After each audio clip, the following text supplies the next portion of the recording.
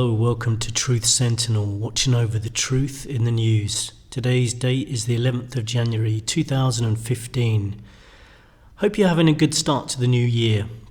All's well here in Phuket, Thailand, more or less. You'll probably see behind me we have one of our biggest fans. I need that little drum.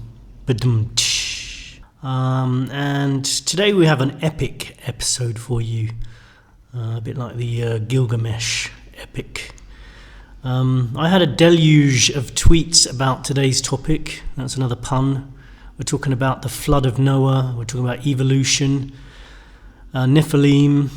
We've got L.A. Marzulli talking about the Nephilim. We've got a scientist, Philip Bell, who's going to be talking about evolution and the flood of Noah and Noah's Ark. Now, originally I asked Philip to come on to talk about Noah's Ark. But we did start off by talking about evolution. I think hopefully he'll come back and we'll talk about evolution and just focus on that. But we do talk about it a fair bit today. If you've got any comments to make on it, as I think there's a lot of people out there who've got strong views on it, leave a voicemail and we can invite Philip back and leave a voicemail with your questions. I also wanted to say something I tweeted out today.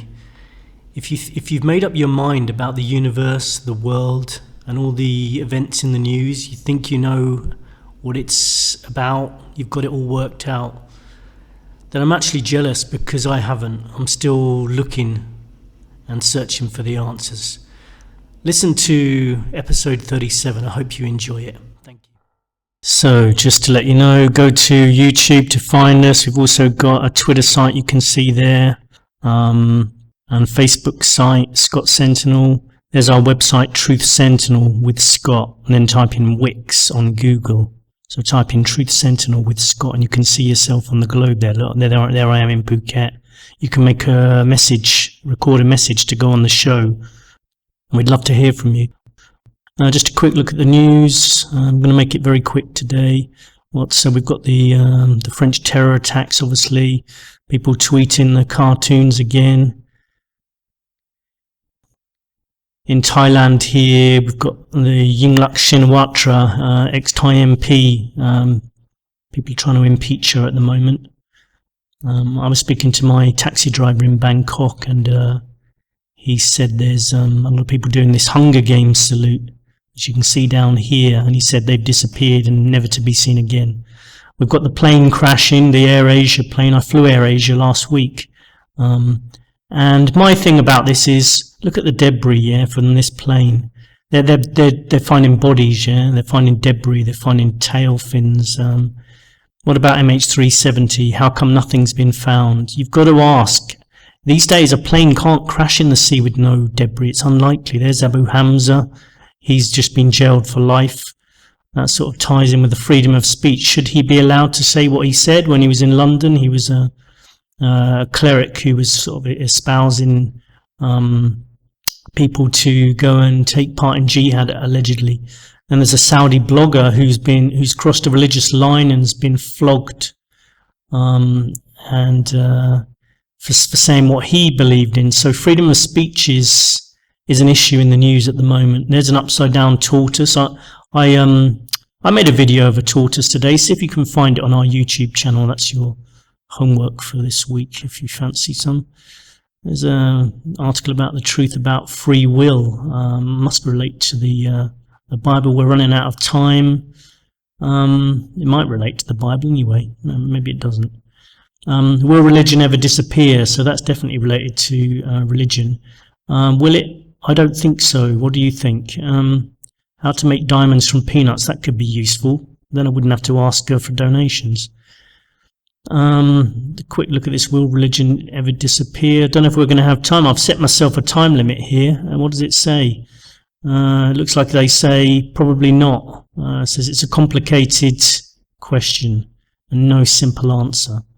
And we're going to be talking about some complicated questions today. I'm going to be discussing evolution, Noah's Ark and the flood, Nephilim prophecy and Jerusalem. So, episode 37, some controversial topics. Can a theory that the Earth was designed be discussed alongside the theory of evolution using science? I've deliberately used the word theory of design as it was a bone of contention, excuse the pun again, when tweeting on this topic a few days ago. Showed me what a deep level of feeling there is out there, particularly with people with a science background. Heated debates can be healthy. Most people were reasonably respectful, if sometimes a bit dismissive. Some people were a bit mocking, and some people were just aggressive. I'm not anti-science at all. I mean, I was reading about a guy called Fizeau, and he came up with an advance on Galileo's method on measuring the speed of light. Basically, he used a rotating cog to chop the light up into short pulses. Fizeau had positioned a mirror, basically. As the light bounced off the mirror, the reflected light pulse could only reach Fizeau by passing back through one of the gaps in the cogwheels. Basically, as he turned the wheel faster, the pulse was blocked by the tooth on the cogwheel.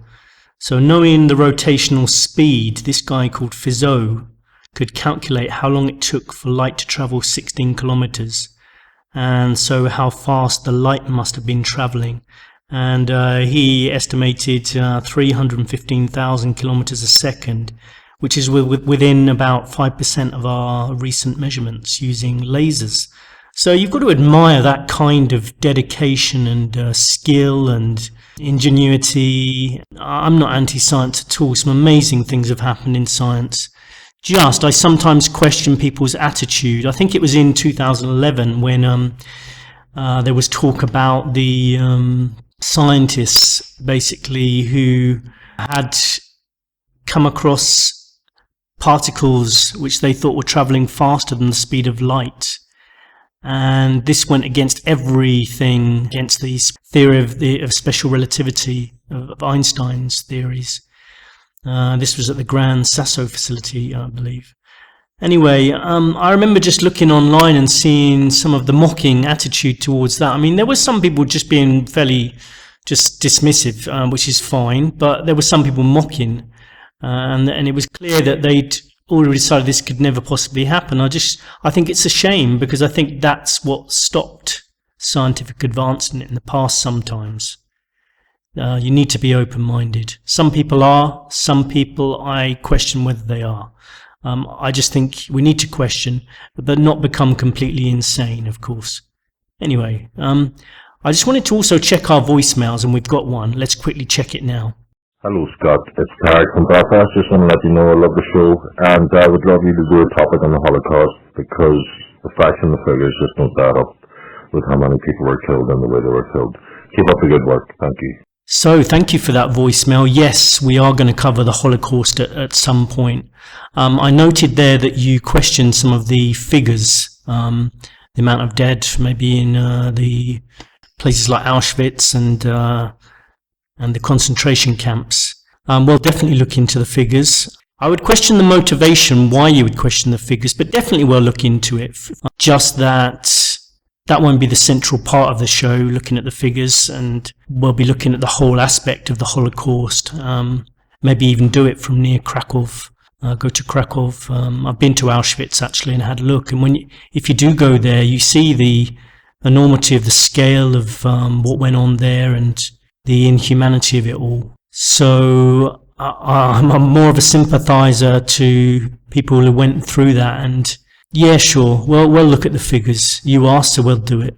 Okay, so let's move on and talk about science. So I'm not anti-science, as I said. If you're from a scientific background or mindset, you might find some of this show uncomfortable to listen to, but just have a listen. It's no serious thing. Basically, we're questioning that there is evidence of a worldwide flood, evidence that the Earth could be designed. Now, what kind of evidence? We'll talk about that a bit, but I think the kind of evidence that people offer for the idea there's a worldwide flood or for design wouldn't necessarily satisfy the scientific mind. These two different mindsets, I think. But let's carry on anyway. I think sometimes scientists are biased. but I'm not anti-science. I do think a certain amount of evolution has occurred, for sure. These are just my personal views, by the way. I'm not the scientist here. I think the evidence is being looked into in different ways with different eyes. This happens all the time in court. I mean, you've got the defence and the prosecution, and they've got different viewpoints to look at things, and they've got to select the evidence according to their theory. I mean, some people did say to me on Twitter, you're ignoring all the evidence, but people ignore all the evidence in a lot of other cases as well. And, I'm sure a lot of scientists ignore evidence, or maybe they haven't really looked into what evidence people who believe in a design theory have got in a scientific way, but also in other ways. There's other ways to describe and explain things without always thinking using scientific processes. That's not the only way to work things out. That's all I'm saying. For example, some scientists smoke. Now all the evidence shows that gives you cancer. But, so people are, you could say sometimes scientists ignore evidence. We all do it all the time. That's not an argument against evolution, by the way. I'm just making a point, going off on a bit of a tangent there. I would say that most people who say that you don't understand evolution can be redirected back at them. They haven't devoted much time into researching design science. There are some scientists out there looking into things in a scientific way, trying to use those scientific processes to work out whether the Earth is in fact designed. I mean, there's arguments to be made that it is observable that it could be designed. What I'm saying is it's not a ridiculous idea, which some people seem to think it is. We'll talk about that more later. I'll talk about our scientist called Philip Bell later on, talk about his qualifications. So I know that was important to some people. And I'm going to talk with Anthony before we talk to the scientist, just to have a quick chat as to why there's such a depth of feeling. I'm not a sort of person who holds much weight on qualifications, to be honest. I mean, they do serve a purpose. They are important, probably more so in scientific thought. It's just that personally I know that I'm more of an expert on a lot of things that I don't have a certificate in. And I think there's a lot of people doing jobs where they went on a course, they got a certificate, they're doing a job now, whereas someone else might be much better at that job who didn't get the certificate. But that's another topic anyway. I thought we'd have a quick 15 to 20 minute chat with Anthony. It's very difficult to do that on such a massive subject as evolution. Anthony's an atheist, rejects design ideas, thinks the story of Noah is silly. That's what he said to me before anyway. He's not someone who's particularly fond of Christian ideology. And what I wanted to say to anyone listening, listen to other episodes of Truth Sentinel. We have people on here who are staunchly anti-Christianity or anti-evolution. In fact, anti-design. I want to invite anyone out there who is a real expert in evolution, if you take issue with what's said today, and you don't mind having a friendly chat about it, someone asking you questions, then please get in contact, scottsentinel9@gmail.com. I will invite an evolutionist onto this program and we'll have a debate too. Maybe not so much a debate, I'll ask them questions. I'd like to understand more about it. I'm not someone who ignores all the evidence, for sure. So anyone out there, please get in touch. We've had debates about atheism versus religion. I know recently we've talked a lot about religions, and this isn't a religious channel in particular. I just find that's the way things have worked out in the last episodes or so. I mean, we've had people like Sean Stone, son of Oliver Stone, who's a follower of Islam, on the show. We don't just look at one aspect of things. Just a quick interruption to remind you that we have L.A. Marzulli on this show as well. A major guest, and he's going to be talking about the Nephilim. He's written many books on the trail of the Nephilim. We talk about science as well, the story of Noah, prophecy, elongated skulls. He talks a bit about how some evidence is being ignored as well, so stay tuned for that. So basically we're going to be talking to Anthony, then Philip Bell, about evolution and the flood of Noah and Noah's Ark, then L.A. Marzulli, and then we'll wrap it up for today. Let's go over to Anthony, okay? Anthony is our resident researcher who lives in Kayseri in Turkey in the shadow of the Erciyes volcano. Everything is complicated, Anthony. Everything is complicated? Yeah, just everything. All the subjects we talk about, you were just mentioning about the Charlie Hebdo story. That's complicated, yeah. And the thing I'm going to be discussing today on today's show, evolution and design, ideas of design theory. Every minute detail can be analysed and pulled apart and ripped apart according to different people's different opinions, and that applies to the news as well. And I just think you can go round and round in circles with a lot of these things. I've just noticed that, and you can get fatigued sometimes. Well, you can, absolutely. But I think, from what I've observed recently,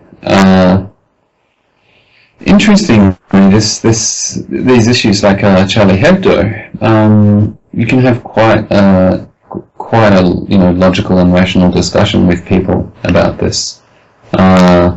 But some of the issues that I know that you've been talking about this week really have seemed to bring out the illogic in some of the people who have commented. Well, no, to be fair, I'm going to be fair. Most people were reasonably respectful. Just the odd few that there's. I'll show you. I couldn't find all the tweets because actually tracking back through Twitter conversations is actually also complicated. I think you have to sort of almost read backwards. You have to view conversations. It's like a network, like a spider network of conversations. But I was inundated when I tweeted my original message that we were going to have a chat about evolution versus design theory, and immediately ripped apart by using the word, evolution theory. I was ripped apart for using that word theory. Saying just a theory, and apparently in scientific terms theory is much closer to fact. It's been tested. So basically my original tweet, though, if I look back at it, I think, well, even if that's the case, nothing I said in that original tweet is incorrect then, it doesn't. But there was people focusing on small minute details, other people talking about other aspects. It's a complicated subject, but I wanted to have a quick chat with you because you're an atheist, correct? Yes. You don't believe in creation or the idea that the universe or the earth has been designed by a creator, is that right? No, I don't believe in that. Good, because that's why I wanted to have a quick chat with you before we started, and just sort of look at the idea that it's okay to have a belief in something and chat to people about it without sort of getting too upset about it. I know. Can you understand why people have strong views about evolution and people who think about design theories? Well, I want to say two things. First of all, this phrase, just a theory, I think it may be an emotive phrase from a US perspective, because it is a phrase that has been used to justify changes to state school curricula, that in deciding that evolution is quote unquote just a theory, and therefore it should be taught on an equal footing as creationism in schools. Now, so I think that's why the phrase, it may be why the phrase is such an emotive one. So perhaps that's what you stumbled into. Yeah, no, you might be right on that. And to be honest, I'm not one of those people who says this must be taught in school alongside science in a science lesson. It doesn't have to be in a science lesson. It's not a big thing for me, but people automatically assume that if you're having this debate, they automatically assume you're in the worst kind of category. They don't, a lot of people don't know much about what I think, and I'm going to reveal some of it today. But I can understand that. Nothing should be rammed down anyone's throat. But at the same time, I also heard that it's illegal in some schools in the States to even talk about the idea that the Earth might have been designed. And I find that in some ways equally disturbing, that that it's, you're starting to stifle debate and start to point people in one way, and isn't that control of education? It is control of education, and look, the other thing I just wanted to mention was quite some time ago we had a debate about religion. Does God exist? Those kinds of questions. Is religion more of a positive or a negative force? And I found it really interesting in that, having joined the debate as the atheist candidate, I spent I think more time empathizing with religious people than with other atheists. And part of the reason is that what really drives me nuts is dogmatism, and unfortunately I see a lot of it in the atheist camp. It especially annoys me coming from there, because I am one. I don't want to be associated with people who are almost hysterical at times with their views. I mean, I would frankly prefer to debate a radical imam than a radical atheist, because with the imam there's much more room for reasoned debate, and for questioning aspects of what he thinks.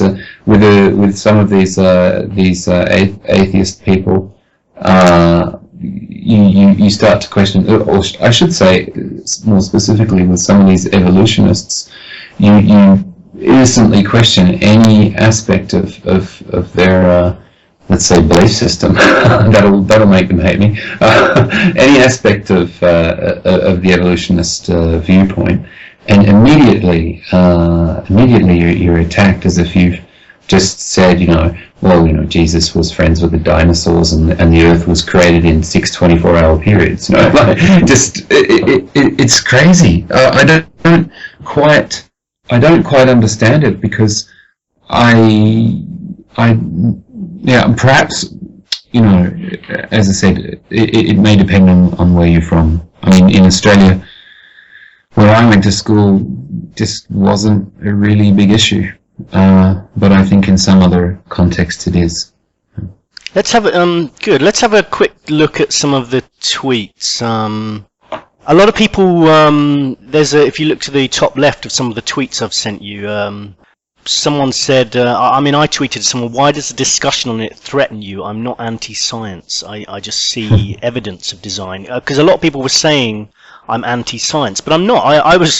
I'm actually going to mention some scientific things I came across on the internet recently, which I find, incredible, and massive respect to those scientists. There's a lot of scientists out there doing great work. I'm not anti-science at all. People do sort of think, if you've got any beliefs in that there might have been this whole thing might have been designed, that you're automatically anti-science. Mm-hmm, mm-hmm. Yeah, which is strange, because you really don't have to look hard to find a person who has a religious faith and also respects and is into science and has a scientific worldview at the same time. For a lot of people, it isn't a contradiction. Yeah, no, exactly. In fact, the scientist we've got on today is obviously into science, but also believes that the Earth, he's a creationist, basically. There's also a lot of categories people put you in. You're a creationist, and there was a lot of people taking issue with every single word I used. I find that some sort of diversion in having a conversation as well. If you're going to just keep focusing on certain word, if I said design, people were trying to put me in some category, or are you a creationist, or I just find sometimes, just people need to let these things go so that you can have a conversation about something rather than just keep focusing. Another thing I wanted to mention, I wondered what you thought about it, was people tweeting me saying, who is this guy? What did he study? What's, basically sort of saying, and I got the impression that whatever I said he was, whatever kind of aspect of science he studied, it wasn't going to be good enough for them. They were going to rip it apart. I felt like it was they'd already predetermined their views, and it doesn't matter which aspect he'd studied. I mean, I think he's a zoologist. He's studied other stuff as well. You know, he knows what he's talking about to at least a fairly good extent. You know, and the other thing I wanted to say is about qualifications. I know a lot more about things that I have no certificate to prove it than I do about things I do have certificates to prove it. I studied history at university. I spent most of my time going to parties and not studying hard enough. I could write a book on travel, but I have nothing to back that up on paper, and I wondered what you thought about that. I'm not entirely sure what I think about that. Because I mean, there are certainly people who don't have formal qualifications in a particular area, but are very knowledgeable and insightful in that area. And there are also people who you know, read one book and think they know as much about, say, cosmology as a person who's been studying it for 20 years, you know, but their understanding of it is quite superficial. So it really depends on the person, but I certainly wouldn't exclude somebody from a conversation on such a fundamental issue because they don't have the right qualification. That's silly. Yeah, no, absolutely. In fact, in my job, I've done many jobs through the years, and one of them has been recruiter. And there was one guy who contacted me once who was extremely well qualified for the job I had as in teaching, overqualified in fact, but started off on a rant about other people not having enough qualifications and just going on about his qualification to the point he came across as completely insane. He had a PhD. He had a PhD. He had a master's. He had all the qualifications, but his attitude was so out there. He was almost going insane. I just thought, this guy is. I'd rather take someone who had the personality to do the job rather than this guy here. So that's kind of the point I was making there. Yeah, for sure. Yes. Creationism is a stupid worldview. There are no two ways around it. Okay, so this guy here says there may not be stupid people who are displaying the characteristics of stupid people, because a lot of people called me stupid, dumb, sometimes indirectly by saying if you have this idea, then you're stupid. Creationism is stupid worldview. Personally, I don't like this when people say that. I do find it indirectly offensive, because if creationism is a stupid worldview, a person believing it is deluded and stupid. I really don't think it is a stupid view. It's just a different view. It's a different way of thinking, and I think this is part of the problem with the news, with everything that we believe, is that we have different ways of thinking. This is proven in education. People have different ways of learning. For example, you've got kinesthetic learning, logical thinkers, you've got visual learners, audio learners. So I think it's not a stupid view, it's a different way of thinking. And I wondered what you as an atheist would say about that. Do you think creationism is a stupid worldview? Or do you understand why this guy here on the left on these tweets wrote creationism is a stupid worldview? There's no two ways around it. I don't feel overly qualified to comment, because I can't honestly say that I have spent a lot of time with creationists and trying to understand creationism. But I would say that there does seem to be a lot of evidence that the world is a very old place, and I haven't seen any convincing evidence to the contrary, and that seems to be quite fundamental to the creationist worldview, is that the world is not an old place. So I think it's the word that I would use is it's a problematic worldview. To be honest, that's why I tried to use the word design idea, because I wasn't necessarily saying that the Earth isn't millions of years old, although I would still say there's a possibility it isn't. But I'm not necessarily in that camp who's definitely saying, we've got everything wrong about the aging. Although I talk about that with the scientist, about the aging process and stuff, carbon dating. There are some problems with it, and who knows how old the Earth is, to be honest. I think personally, I think the scientific world, or the world in general, our knowledge isn't as vast, and we haven't reached that point where we know as much as we think we do. I think actually we don't actually know we're not as intelligent as a species as we think we are.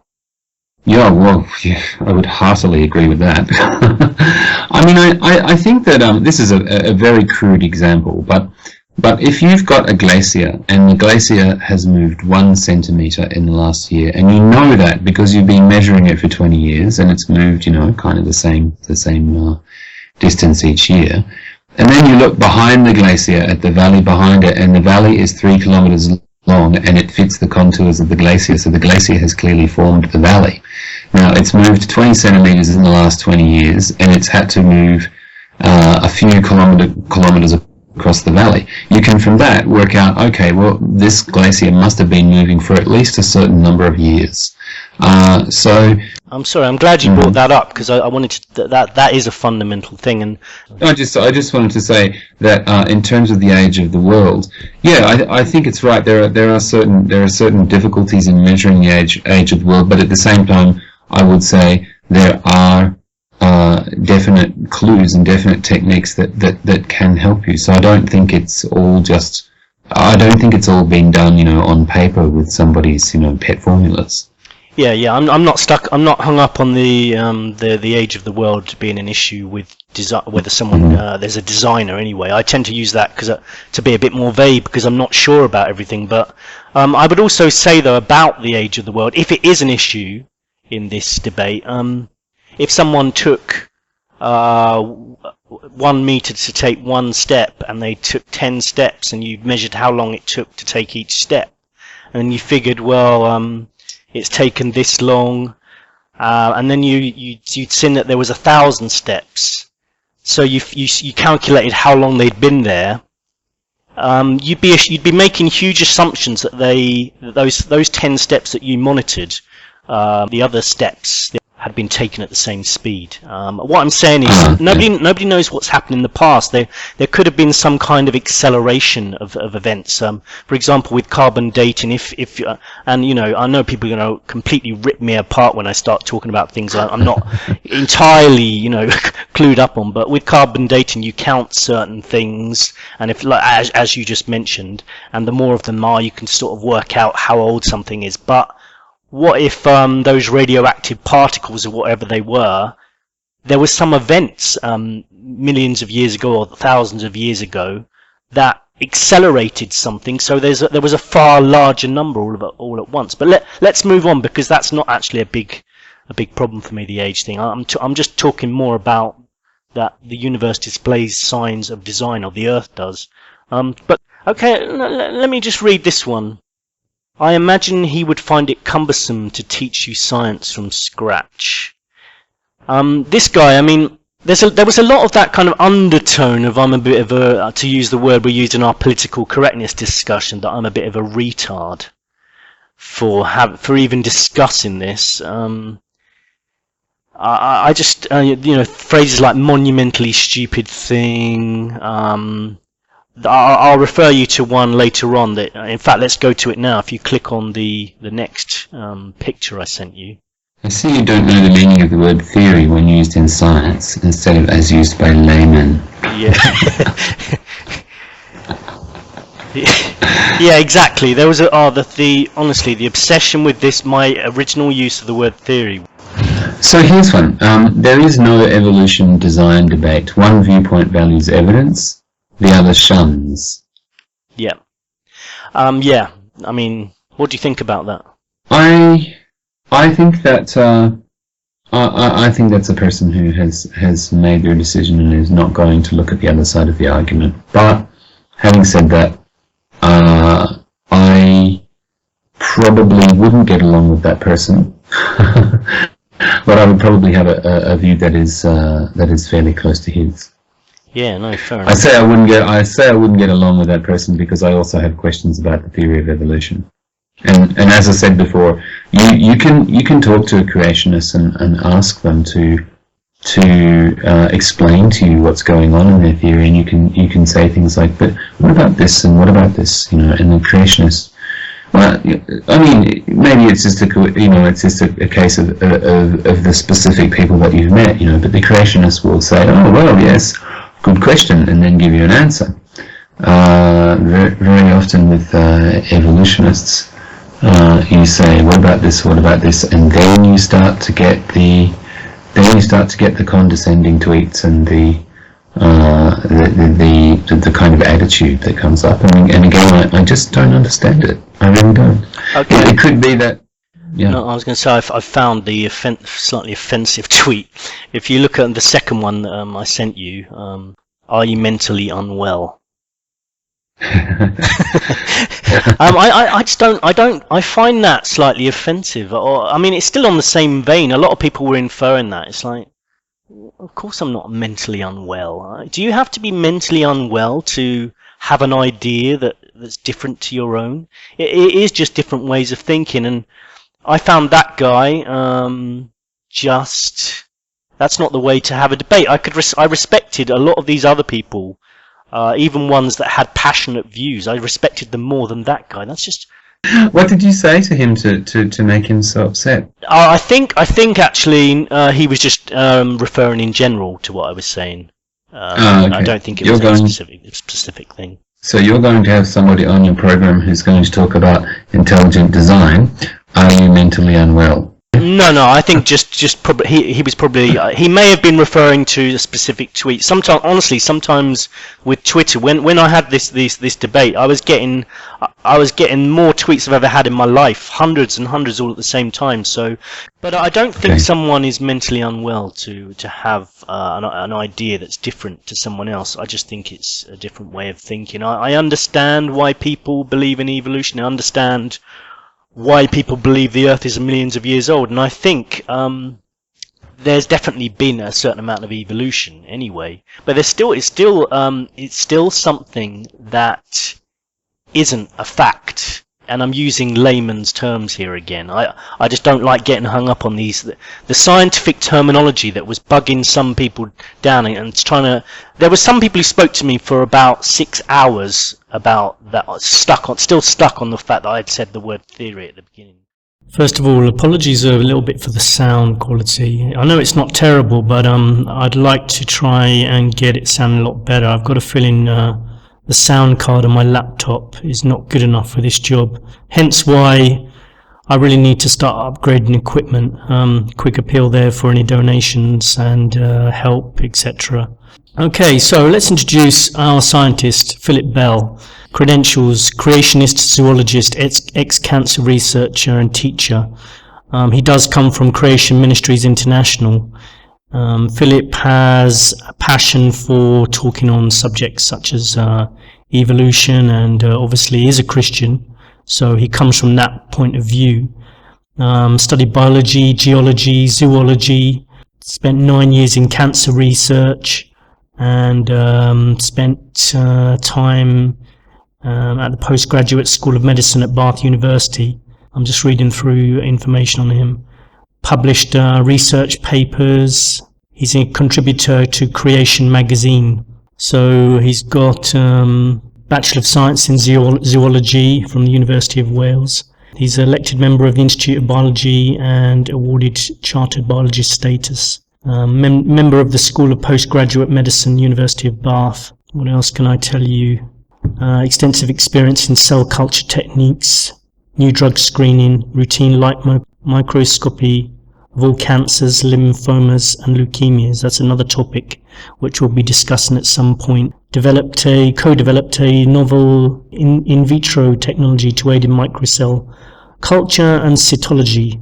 He's written articles on creationists and evolutionist detractors. He's written book reviews on Darwin's Doubt by Stephen C. Meyer, and written reviews on Evolution for Dummies, Contentious Fossils.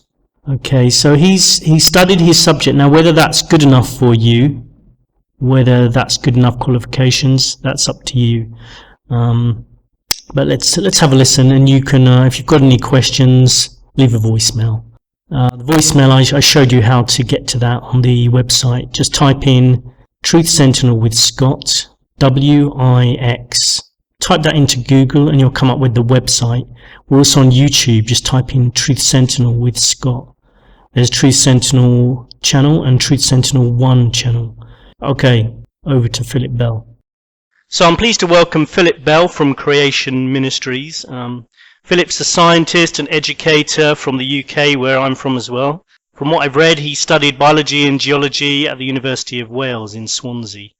I've only been there once, so I went to the Mumbles once. Graduated in zoology as well, and was a science teacher in the 90s, but now works full-time for Creation Ministries. So, hello Philip, welcome to Truth Sentinel. Hi Scott, yeah, very glad to be on your programme. It's nice to have you. First of all, could you just give us a very brief idea of what Creation Ministries do? Creation Ministries International, that's the full name. It kind of does what it says on the tin. The international means we're based in several countries around the world, basically where English is spoken as the first language.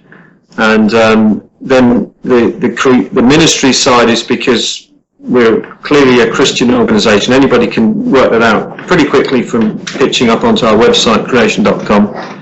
But obviously there would be no point in Christians simply saying what we believe about origins regarding creation, hence the word creation, unless we engaged with science and all of the hard evidence that we see in the world around us, whatever that evidence may be. And so we're about explaining what we believe the Bible teaches regarding origins, but doing that by not ignoring but fully embracing the science in the world around us. So whether that's biology or geology or astronomy or whatever it is, we face that stuff head on. In fact, many people who work in the organisation are themselves scientists, often with PhDs. So we're not afraid of the science, we're not anti-science. We just believe that it's important to explain our position, both being faithful to the Bible as Christians, but also doing justice to the science. And do you get a lot of flack from mainstream scientists? We get flack from lots of people. I mean, obviously, any controversial issue, you're going to get people that disagree, and some of them quite strongly. I recognise that. My own position has changed. There was a time when I was a convinced evolutionist. I was a Christian, and I had no issues at that time. And I would have looked at people who had a creationist position, I would have felt quite strongly that they were very wrong, and it was a completely ridiculous point of view. So at that time, if I'd had conversations with people, I'd have been polite, but I wouldn't have had massive respect for the position they held. So I understand that when I'm speaking to people, or when people are responding to what we write, what we produce, the DVDs we produce and that sort of thing, that there's going to be controversy. And that is, yes, from people that have no Christian faith or any religious faith at all. People like Richard Dawkins and other famous or infamous, depending on your point of view, writers who are secular or atheistic or humanistic, they're going to feel very strongly. And you might be surprised, however, to find that some of our strongest critics are not actually people who have no Christian or religious faith, but they're actually people who would be Christians who believe that we are completely wrong about origins. They would say that they believe the Bible is God's word, but they would take issue with us. They would say that we are misusing science or abusing science by not accepting evolution and not accepting millions of years. So some of our strongest critics are actually people who are themselves believers in God. Okay, I mean, before we move on to the story of Noah and everything, is there a certain amount of the evolution theory that you would accept, or do you reject all of it? I mean, how much of it, evolution could be occurring due to interbreeding and that kind of stuff? Yeah, that's an excellent question. I've made it very clear over many years of speaking on this issue, and I know my colleagues have too, that a lot of what is talked about regarding the word evolution we agree with the substance of what's being talked about, totally, 100%. It's just the word evolution we think is inappropriate. The word's used in many, many different ways in our culture. Everybody, myself included, could use the word evolve in relation to, say, languages today, as we observe language. Now, the English language, for instance, has changed a great deal, even in 200 years. It's certainly changed a massive amount since the time of Shakespeare, and if you go back a bit further, you only have to go back 600 or 700 years, and we've struggled to have a conversation with somebody from that time if they were brought into the present. So language kind of does evolve. Ideas evolve. You can talk about evolve in that loose sense, but if we're talking about it from a point of view of biology, which is generally where the word's used, if we mean evolution to be change, everybody accepts evolution, because we see a lot of changes in the living world even today. But do we mean by evolution that you and I, pondweed, pomegranates, penguins, and other types of creature have all come from a common ancestor if you go back into deep time? That's where I don't agree with evolution. So, for example, yes, I believe you can have massive change and diversity within certain kinds of animals or plants. A good example would be dogs or horses or sheep or rose plants. Through natural selection and through artificial selection, you do see tremendous diversity appearing within those different groupings. But I would argue that roses and other kinds of plants and trees and bacteria, human beings, dogs, horses, they've never come from a common ancestor. And however long you go back into time, or however far distant in time, you would never come to a point where there's a common ancestor. So, to sum that up then, I believe change takes place, sometimes quite radical changes, even in a human lifetime, even to the point of a new species, but that is not the same as a Darwinian process of slow and gradual incremental change that would lead you to go from one kind of animal to a more complex kind of animal over time. Does that make sense? That makes perfect sense, yeah. What about the age of the Earth and carbon dating and, they've checked carbon dating machines with trees and things like that. Is that flawed, or do you... Yeah, well, you might be surprised at my answer. I believe that there are, well, I say I believe, it is a fact that there are numerous, dozens at least, and you could argue well over 100 methods that one could use to date something, to give an age for something. Because there are all kinds of physical processes operating out there in the world, and within reason you could begin to measure the rate of something and then use it as a kind of clock, or as a way of working out how long something's been taking place. So, for example, if you see sediments being laid down on the bed of the ocean, and you measure the rate, it's very, very slow. It might be millimeters per year generally. And if you then measured the depth of the sediments you find on the oceans, and then on the ocean bottoms, and then did your basic calculation, it would give you a figure for however much time it would have taken at the present day rates to lay down that sediment. You could do the same for the saltiness of the oceans. The salt is being added to the oceans all the time. A little bit's being lost, but in general, the saltiness of the oceans can be argued to be increasing. So you could go back and say, well, imagine the ocean was pure water at one point in the past. How long would it take to reach the present saltiness? And so those are just two examples. But when you do that, you often, and there are hundreds of physical processes you can use to come up with a maximum age for something.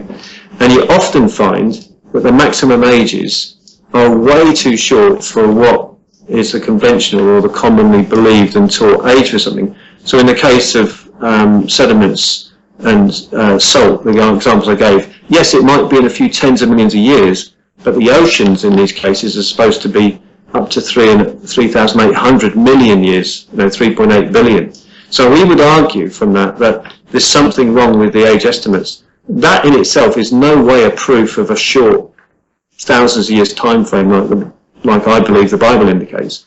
But it does say there's something wrong when some of those physical processes don't give the ages that are are believed. And the radioisotope dating methods, the carbon dating, but there's other things like uranium, lead, or rubidium, strontium, a whole bunch of these things.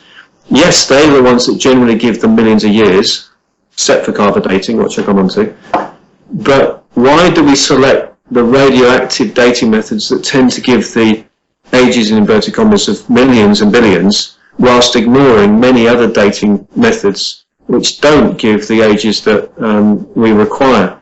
And I would not argue for a moment that people are being dishonest when they're dating things, but we all operate within a worldview, a way of thinking about the past, and you can't prove anything about history unless you have an eyewitness testimony. So when it comes to what might have happened many thousands or millions or billions of years ago, ultimately we're trying to reconstruct the past based on present day processes. And it's a bit like a crime scene. You've got, it's like CSI, you're trying to gather together the evidence you have in the present, which is a bit scanty, and you're trying to reconstruct the past. And that's not a criticism, it's just an observation that that's the way science is when you're dealing with origins. So if you discover something you didn't know before, it can really radically change your thinking about what actually happened, just like a new piece of evidence coming along at a crime scene can completely change your forensic conclusion. And I would argue with carbon dating, for example, the fact that we now know that carbon dating has serious problems should make us question. Let me give you some concrete examples of carbon dating. Carbon dating is the one dating method, by the way, that is not used by fossil experts, paleontologists, to give ages of millions of years, for the simple reason it decays ever so quickly.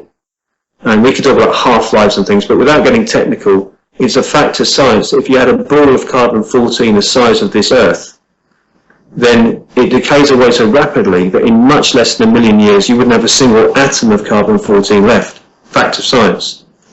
And that means that if you find radioactive carbon, carbon-14, in anything, and it's going to be organic material that's got carbon in it, then it's going to have to be thousands of years, tens of thousands at the max in age, unless contamination of some kind has taken place.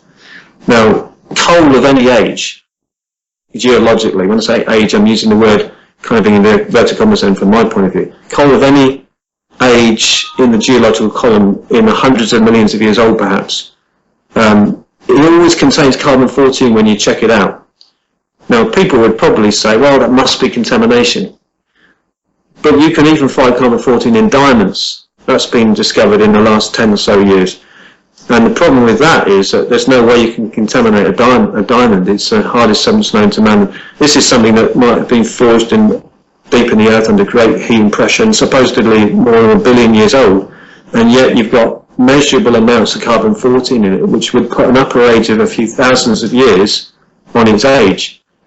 So that's the kind of evidence that those are hard, stubborn facts that you can't just brush under the carpet. People do, ignore it, but it isn't going to go away. And I would argue, therefore, that carbon-14, when it's present in such things, is telling us something very powerful about how old something really is, and it's therefore putting a question mark over the actual age of the Earth that people believe. If something that we believe is 1 billion years old has measurable amounts of something which absolutely cannot last for more than a few thousand years, then purely from a scientific perspective, regardless of any religious conviction someone may hold, you've got to at least ask the question, what's happening here?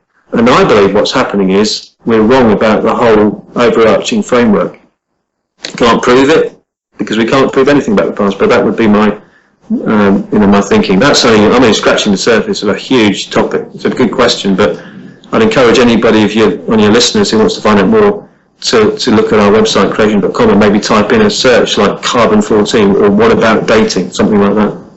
It is a huge topic, and I mean, we'll move on to Noah and the flood in a second, but maybe at some point in the future it'd be great if you could come back and we could focus just on evolution and the science behind it. Yeah, very happy to do that, yeah. Next question, is there an effort, do you think, to suppress evidence of a worldwide flood and any ideas of creation? I'm someone who greatly resists conspiracy theories in the main. Now don't get me wrong, like the next person, I find conspiracy theories fun. There's a lot of them. I mean, I'm not knocking any one of your listeners if they happen to believe that man hasn't landed on the moon. I'm completely convinced man has landed on the moon, for what it's worth. I can't prove it, but I find the evidence convincing. Now, it doesn't mean I don't find the conspiracy theories about man landing on the moon interesting. I do. They're interesting. And there are lots of these. Now, the reason I say I'm not a great fan of conspiracy theories in terms of what I believe is that there are some people who might, when asked the question you've asked me, even as creationists, say, yeah, absolutely, there's this huge effort to suppress the truth. Well, there's no question in my mind that some people are seeking to suppress the truth. But the majority of ordinary scientists out there are not working on anything to do with dating or millions of years. I spent 9 years in cancer research. You might have people that have been in, physiology, or they might have been working on plant biology and a host of other subjects in relation to science. And their work doesn't touch on at all, in any way, shape or form, debates about origins, debates about the age of the earth. And therefore, they've got no axe to grind. They're not trying to suppress truth or shut down these pesky creationists with their particular position on the age of the earth. The majority of people, it doesn't even connect to their everyday life. That's important to say, I think. But to answer your question more directly, yes, there are definitely people, and this isn't a case of my opinion. It's easy to find them on the internet. It's easy to find articles by such people in other publications who are determined to try and snuff out any kind of questioning of evolution, let alone any opposition to it. There's a new film out recently called The Unbelievers, where you've got people like Professor Richard Dawkins from the UK, and you've got Lawrence Krauss, a strong atheist and an eminent physicist from the US, and a bunch of others, people like Cameron Diaz as well. So they've got Hollywood stars lined up with scientists, all saying basically there's no evidence for God. Belief in God is daft, it's ridiculous, and actually, it's bad news for science, and we need to, get rid of this idea of God as creator or anything to do with that. Now that, I do believe, is suppression. But there's no question either, I think most people realise this, that those real ardent skeptics, those people who want to shut down all the debate and don't want to have any kind of questioning of, as they see it, the truths of evolution and so on, they're in a minority. A majority of people, if you look at surveys and polls in Western countries, say, look, bring it on, let's have the debate. And it really annoys actually the strong atheists, some of them, not all, but it annoys what you might call the new atheists and the people who want to control things and keep education totally secular and godless. It annoys them when they see the results of these surveys. There was something just a few years ago, and 54% of British people in this survey basically answered, we think that there should be different views taught in science lessons. Is that an isolated survey? No. There was another one which was of science teachers, and 29% of British science teachers said we would like to have the ability, when this subject comes up, to at least discuss it in science lessons. Are nearly a third of science teachers in Britain creationists or intelligent design advocates? Of course not. The vast majority are not. But they don't believe that a good education can proceed if you completely rule out certain points of view. You've just got to at least acknowledge that there are people with a different point of view and discuss it. And what you have now is the British government Department of Education, a guy called Michael Gove, used to be the state education minister, and now it's a lady called Nicky Morgan. And basically they're saying, no, we don't want there to be any discussion of this. We want to rule out the possibility of any questioning of evolution, and what they call it is evidence-based reasoning. They don't want people like me to come into a school, or teaching from people like me to be given to children, where they can see my point of view as anything other than just blatantly religious. They're probably happy for me to talk about how I understand the text of Genesis, but they certainly wouldn't want me to say, look, and here's some evidence from the science that I think fits really well with this point of view. No, because they would say that's using evidence-based reasoning, and they've decided to rule that out of court. But I think a lot of ordinary folks say, no, that's censorship. I agree with them. I think it is censorship. But it's a minority of vocal and influential people in the media and in government, and some of the people in their ivory towers at higher jobs in universities who are influencing the majority. And unless the majority of people say enough's enough, we don't want censorship, then that's the way it will be. And views such as mine and that of CMI, Creation Ministries International, and other such groups will be, they'll try to keep them as sounding a bit wacky, keep them on the margins, on the periphery. But unfortunately for them, we've got the internet. We're living in a day and age of all the different social media, and people can find this information ever so easily. So hence debate. I'm on your program and others listening, and people can make up their own mind. I absolutely applaud people for giving different points of view consideration. We've got nothing to be afraid of if actually what we're searching for is the facts and the truth about something. And sorry about it being a long answer, but that's okay. Yeah. No, that's fine. Let's talk about the evidence for a worldwide flood. Is there evidence for a worldwide flood? I think there is huge amounts of evidence. I don't even think it's a case of a blind belief. If you went back 200 years, people who were the early geologists, and even less time than that, would say, yeah, the evidence is catastrophe to have taken place. Now, they didn't say that they meant that they believed in the flood of Noah, but they said, if you look at the evidence of the rocks themselves and the way the fossils are preserved is giving powerful evidence for catastrophism, rapid processes, sudden. And it was only when, in the last 200 years, one or two people, a guy called James Hutton in Scotland and another bloke particularly called Charles Lyell, popularised the idea of slow and gradual change in rocks and formation of rocks, and the present being the key to the past, and ruling out catastrophes, that this new way of thinking came to dominate and to replace the catastrophism. But the early scientists, even when they were not in any way religious, most of them, or many of them, they said the evidence of the rocks was catastrophism. Why? Because they looked at things like, a big section of sandstone, and they would look at the sort of what you might call diagonal lines, faint lines running repeatedly across your section. It's what we would call cross-bedding in a sandstone. And we know exactly what causes that. That's a moving dune front. It might be an underwater dune, it might be a sand dune that's above water. But as you successfully add particles to the moving front of the dune, then they get preserved as these fine lines, and that cross-bedding is an evidence of rapid laying down of sediment. And so there's just one example. It might be a bit boring for non-geologists, but it can show then to someone who understands this that the evidence of the rock unit itself is this was laid down days, weeks at most.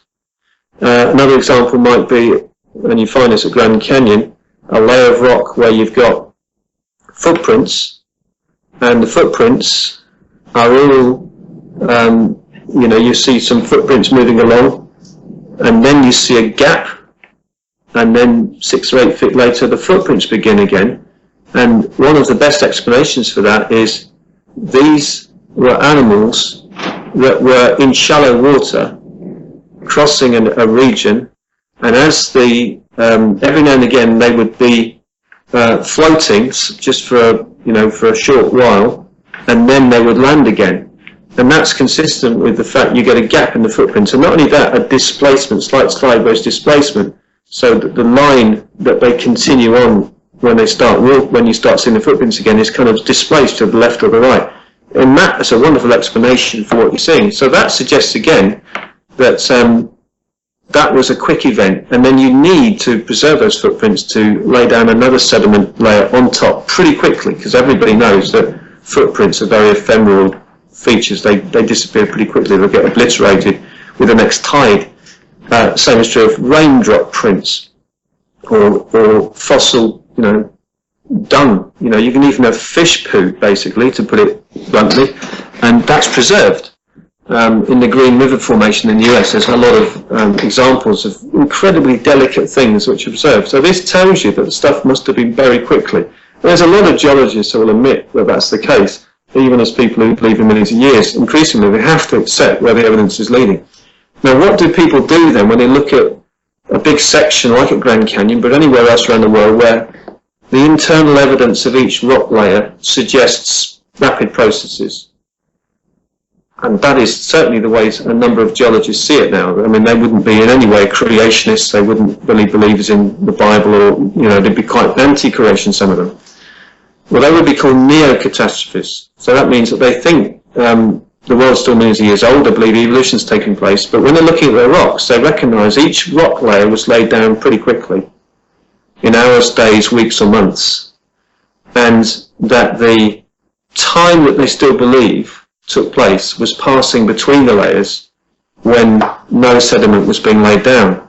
So I think that's an honest way of trying to face up to where the evidence is leading. They're still committed to the belief in a much older Earth, but I think you can then take that a step further and say, well, okay, so if what you're saying is true, there would have been this layer laid down, and then there would have been perhaps millions of years, because in some cases they talk about a gap or hiatus of sediment deposition lasting 10 million years perhaps, or 100 million years, and then the sedimentation began again, perhaps with a totally different sort of sediment. But if that was the case, you'd expect there to be gullies and river channels starting to carve into that sediment, and a lot of erosion. 10 million years is a long time, so if you're having a surface exposed for that length of time, it's not going to stay flat. But when we see these layers, Grand Canyon is just a classic example of that, it's pancake layer on top of pancake layer on top of pancake layer, in that case up to a mile deep in the canyon. There's no evidence for the missing millions of years. So what I'm really saying is, I think there's tremendous, in answer to your question, there's massive evidence in geology for short time frames, which even some old Earth geologists believe, but also for short time frames between one layer and another, because of the lack of erosion in between the layers. So, I mean, that's all a little bit geological, and not everybody will be fascinated by that, but there's much more I could say, but that's just a few examples where from geology I think the evidence is very strong in favour of much shorter timescales. That in no way proves the biblical time frame or that the Bible's correct, but what it's saying is the time frame that you're getting from looking at the rocks and the evidence of the rocks is consistent with thousands of years, and actually doesn't really give you the idea of millions. That makes sense. Yeah. And what about the Black Sea? I mean, I've done some research into the flood ideas, and is the Black Sea supposed to be connected to any evidence that it might have been left behind after the flood?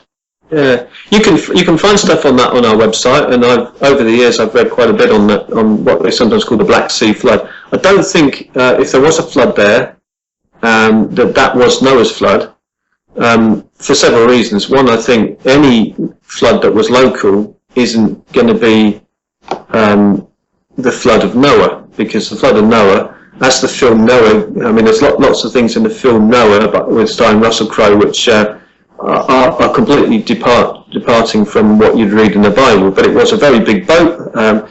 It was a truly global catastrophe, and the guy was called Noah. Those three things I definitely agree with. It was a totally global flood in that, and so the makers of that film, Aronofsky, the producer, clearly you can see that, and he makes it a global flood. Well, the Black Sea flood doesn't fit the bill then, does it? Well, I was more thinking about that it was as the water receded, it kind of left that sea there rather than it being a local. I see what you mean. Yeah, there were these ideas, and there were some popular documentaries, quite interesting, well done, back 10, 15 years ago. And I think there may well have been a flood in the Black Sea, although a few people in recent years have begun to question it. And people may have moved away from that area, and they may have found some signatures in the sediments and so on. But yeah, I would agree with what you just said, that every inland sea, everything we see is, in the world's geography, in fact, is a remainder of what would have been left behind after the flood. In fact, I believe that after the flood, some regions of the world would have been very different from what we see today, even for hundreds of years. The Sahara in Africa, it's increasingly known that not only was it wetter and warmer, but actually there might have been civilization there. And with increasingly clever, sophisticated, ground-penetrating radar and satellite imagery, people are beginning to discover not just that dunes are now covering things that were once there, but even old watercourses of rivers that have long since disappeared. So it was a far wetter place, and I believe that isn't millions of years ago. I think that would fit with sort of a post-flood era, perhaps lasting even hundreds of years, and that these things have dried out since. There's a lot of fascinating stuff like that. If you go, it's not just looking at the watercourses and the water that's left behind, but if you look at some of the civilizations that flourished and thrived, like the Mayans and the Incas of South America, you can see that they were highly sophisticated and civilized people. Well, civilized in some ways, not civilized in relation to sacrificing human beings, but they built amazing structures like Machu Picchu in the Andes, and these were very clever people. How did they survive in those places? Well, presumably because it was wetter than it is now. It's much harder, they've evacuated those places, or they've moved away from those places, because today you wouldn't be able to live there, because you'd have to always be carrying your water thousands of feet up to even exist in these places. So something's changed in the world's climate, and I believe that the Noah's flood event explains that wonderfully. There would have been a different world than we see now, even for centuries after the flood. I believe there would have been an ice age after the flood. I mean, that's opening up another can of worms there, but I think it would have lasted, and we give a lot of reasoning for this, up to about 700 years. We're still looking at ice on the land today in the Arctic and in the Antarctic, but there would have been a lot more ice for a period during the Ice Age. I don't think it ended 10,000 years ago and lasted a few million years. I think it was something more recent. But I think the Noah's flood event helps explain how you would have an Ice Age. And then for a period afterwards, for centuries, there would have been warmer, wetter conditions in parts of the world which today are arid and desert. So, I mean, that's throwing a lot of stuff at you as a result of your listeners as a result of your question. But I think some people have got this idea that the Christians' idea of Noah's flood is this kind of bath silting, filling up. Please support Truth Sentinel by giving donations. If you donate over $20 and include some for postage and packing, we'll give you a t-shirt. We need to try to buy equipment such as cameras, microphones, pay for travel. And also we've teamed up with another company, t-shirt company, who produce political t-shirts, trutht-shirts.com. Use the code TRUTH1 and you'll get a 10% discount, and they'll donate £2.50 to Truth Sentinel. We also welcome listeners or any company with truth-related products to get in contact and advertise with us, or any sponsors who just want to share our wish to search for the truth. We never really want to get to the point where adverts dominate our channel, but we somehow need to fund it as well. It's a community show, so we welcome people to join us. Our guests are sometimes our listeners.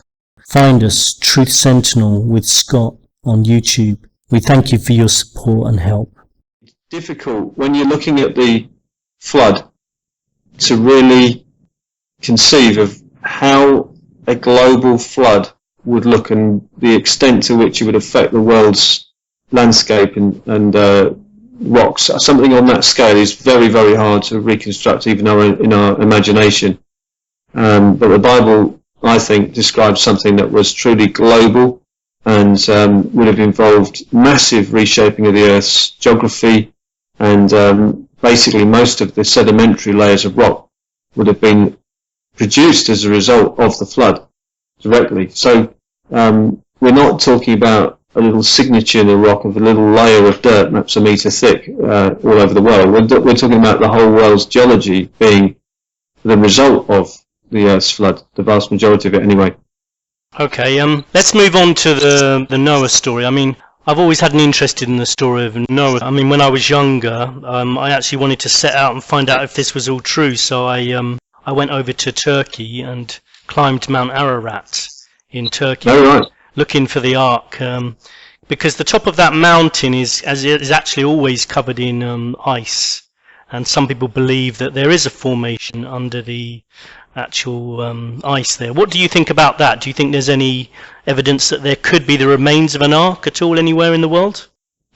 It's an excellent question, and I would argue that my faith doesn't depend on it in any way, shape or form.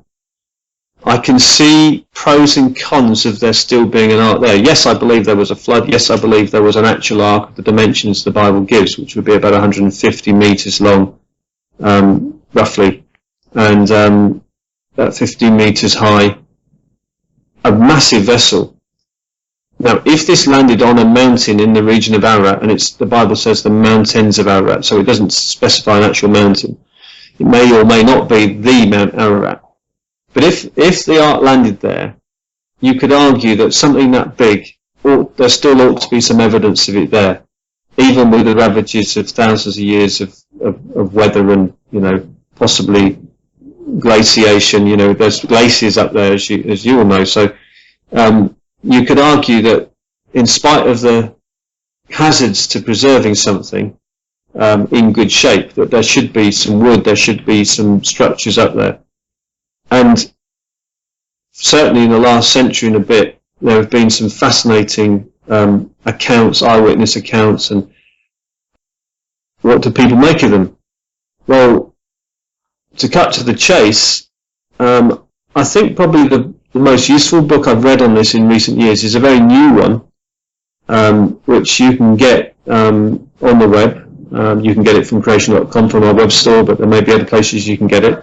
And I highly recommend it.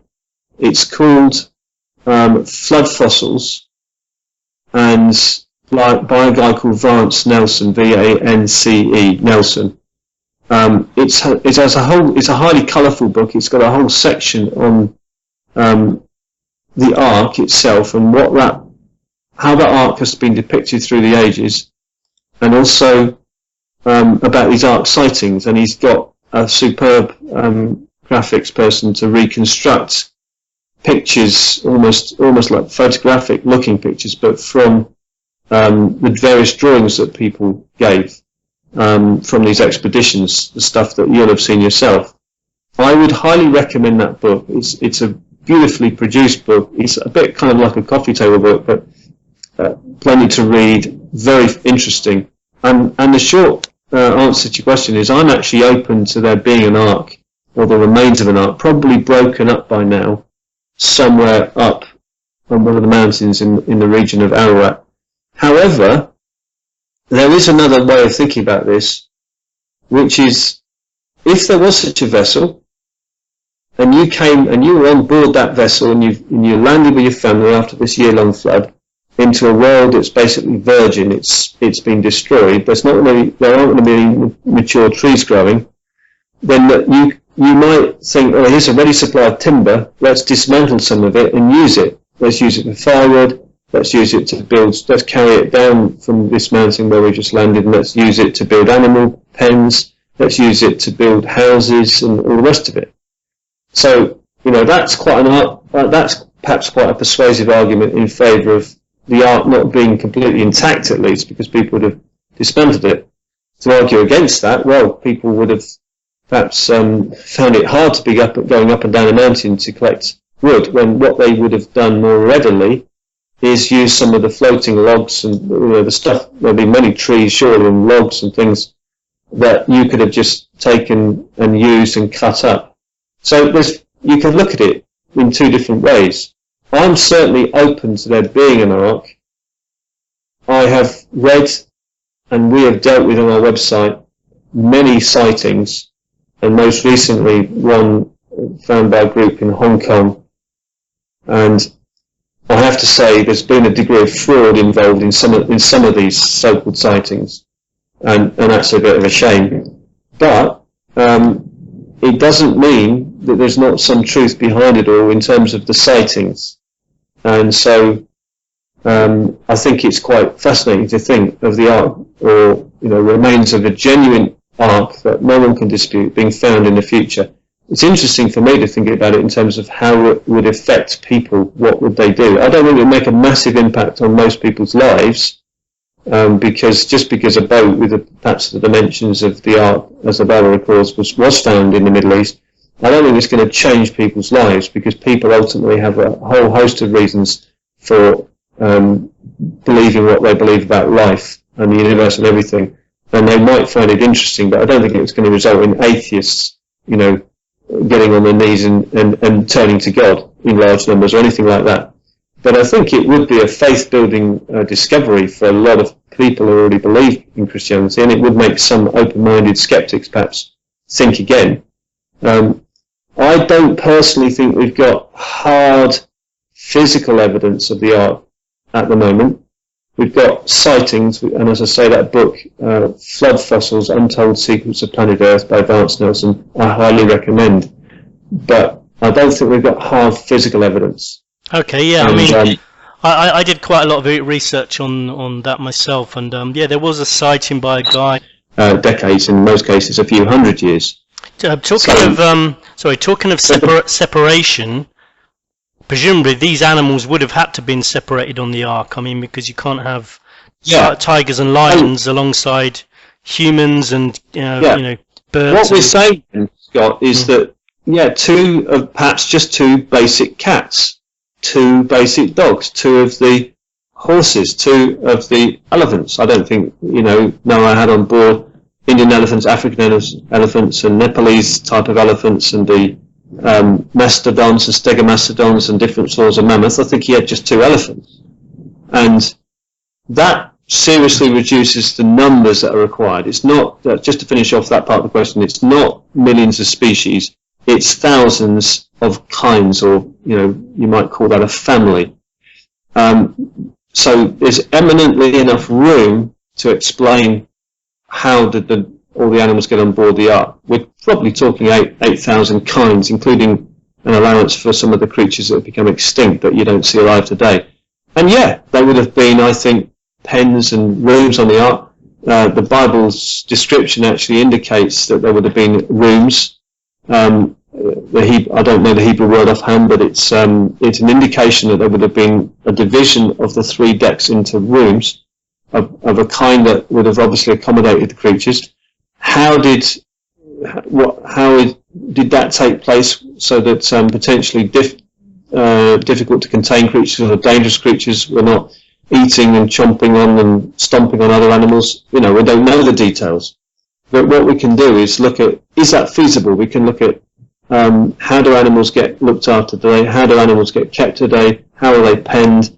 How do you look after creatures from the point of view of providing the right kind of foodstuffs? How do you deal with their waste? How do you provide the right kind of amount of fresh water? There's a whole bunch of questions that arise from it as to, is the ark feasible? This flood lasted a year, and a lot of work has been done on that. And if anyone's interested to get into the details, then again you go to our website creation.com.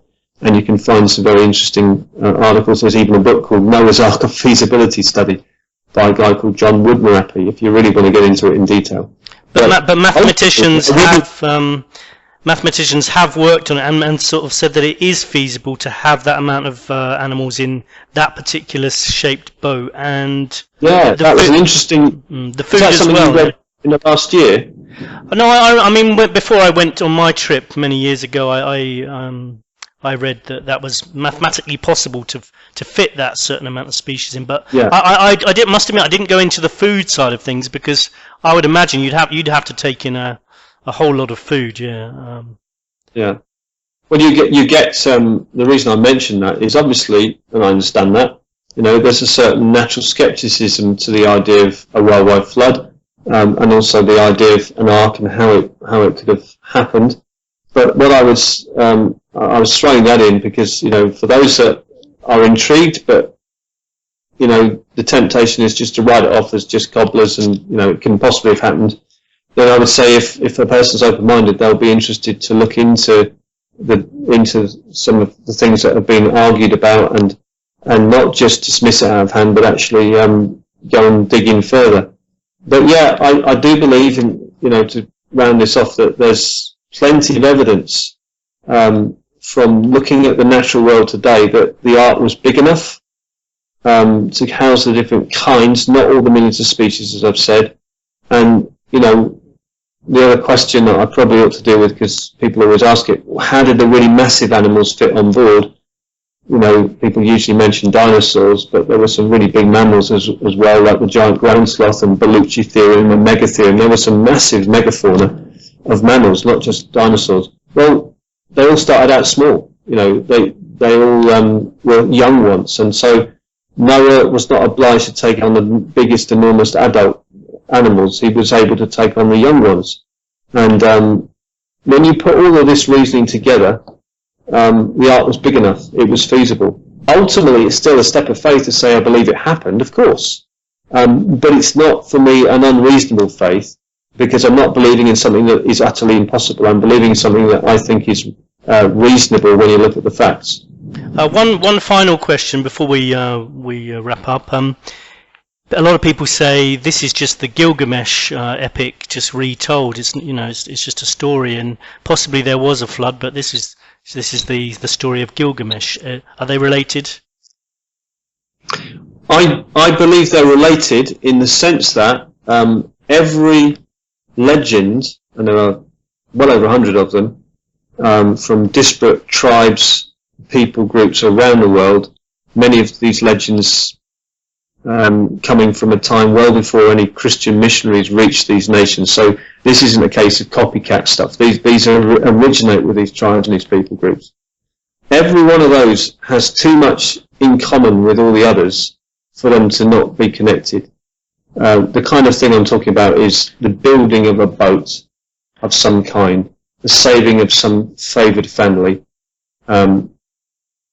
the detail of preservation of animals on the ark, the idea that there was a flood that was sent by a deity as a punishment to destroy the world, the need to send out birds, like the sending out the dove, sending out the raven. Maybe not all those details, but a whole, if you were to, if you like, and people have done this, make a table of all the different legends, and then as columns having all the elements of the flood story, you'd find that there's lots in common. So they are related in that sense. But whereas some people will say the flood of Gilgamesh, and you can go to the British Museum and see that tablet. I was there just recently with a colleague and checked out the Gilgamesh tablet. It's not much to look at, but a lot is made of it. When you look at the Epic of Gilgamesh, and you look at any of the other tablets or ancient records of other floods, there's something that is vastly different between them and the flood account in the Bible. And it's this: there are details which we know are crackers. And that's not to insult those ancient peoples, but for instance, the flood of Gilgamesh, of the Gilgamesh epic, has a cubic ark. Well, no one in their right mind would build a cubic vessel and expect it to float in a sensible fashion. It would just tumble in the water. There was a guy just in the last year, and some people may remember seeing the documentary, particularly if they're in the UK, and Finkel, I think his name is, he's a guy who reads cuneiform language from the original. He's a very bright guy in this country, an academic, and he's found something which he says, in his view, shows that the ark was a round vessel, and there was a program of making this ark from reeds, this massive round ark, and it didn't float. Well, it wouldn't, would it? I mean, the idea of something like that, preserving, hundreds, perhaps thousands of animals for a year, just doesn't make any sense. But those legends, I believe, are harking back, whether Gilgamesh or the other things that you can read about, they're harking back to a real event that took place, hence the commonality of the stories and the elements. And I believe the real account, obviously people think I'm biased, but the real account is to be found in the Bible. Now, it doesn't, it gives us what I believe God wanted us to have.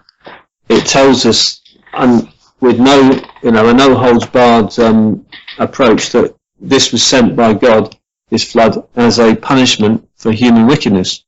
but it tells us of the favour of God to a family, preserving them and desiring to save two of every kind of animal on the ark. I mean, it's a strange kid's story if you think about it, because it's a lot of people die, a lot of animals die in the story, but it's actually an awesome event, which has left, I think, huge detailed evidence all over the world in terms of the world's rocks and geology and the fossils, and there may well, as we've said, be evidence one day of an ark found. There seems to be a lot of stuff that's strongly suggestive of an ark having been seen. At the moment, I'm not convinced there's hard evidence, but I do totally believe that this took place, and I think the Epic of Gilgamesh is a corrupt version of that real event in history, not the original account from which somehow Bible writers then drew upon and developed into their own account. Okay, and finally, if an ark is not discovered, couldn't someone build an ark and prove that you could fit all the basic species of animals inside it? That's an interesting question. I know a guy called Johan Huibers, Johanhuibers. He's a Dutch guy. Possibly one or two of your listeners will have heard of this guy. He lives in the Netherlands, and he's built, first of all, a 70-meter ark, like a half-length one, and more recently, in the last few years, a 140 or 150-meter length ark. And you can find out about him if you search on our website. You can find out about this guy and the things he's done. You can. There's also a Dutch website, which I think they've got an English version. But he has built this full-sized ark, and you can go and see it. You know, it's usually, I think, at Rotterdam, in a sort of, it's not in dry dock, it's actually floating on the water, and the idea is that one day he might even take it across the channel. He wanted to bring it across to the Olympic Games, didn't manage that. But he's a guy of great vision, and it's an interesting article if people want to read about it.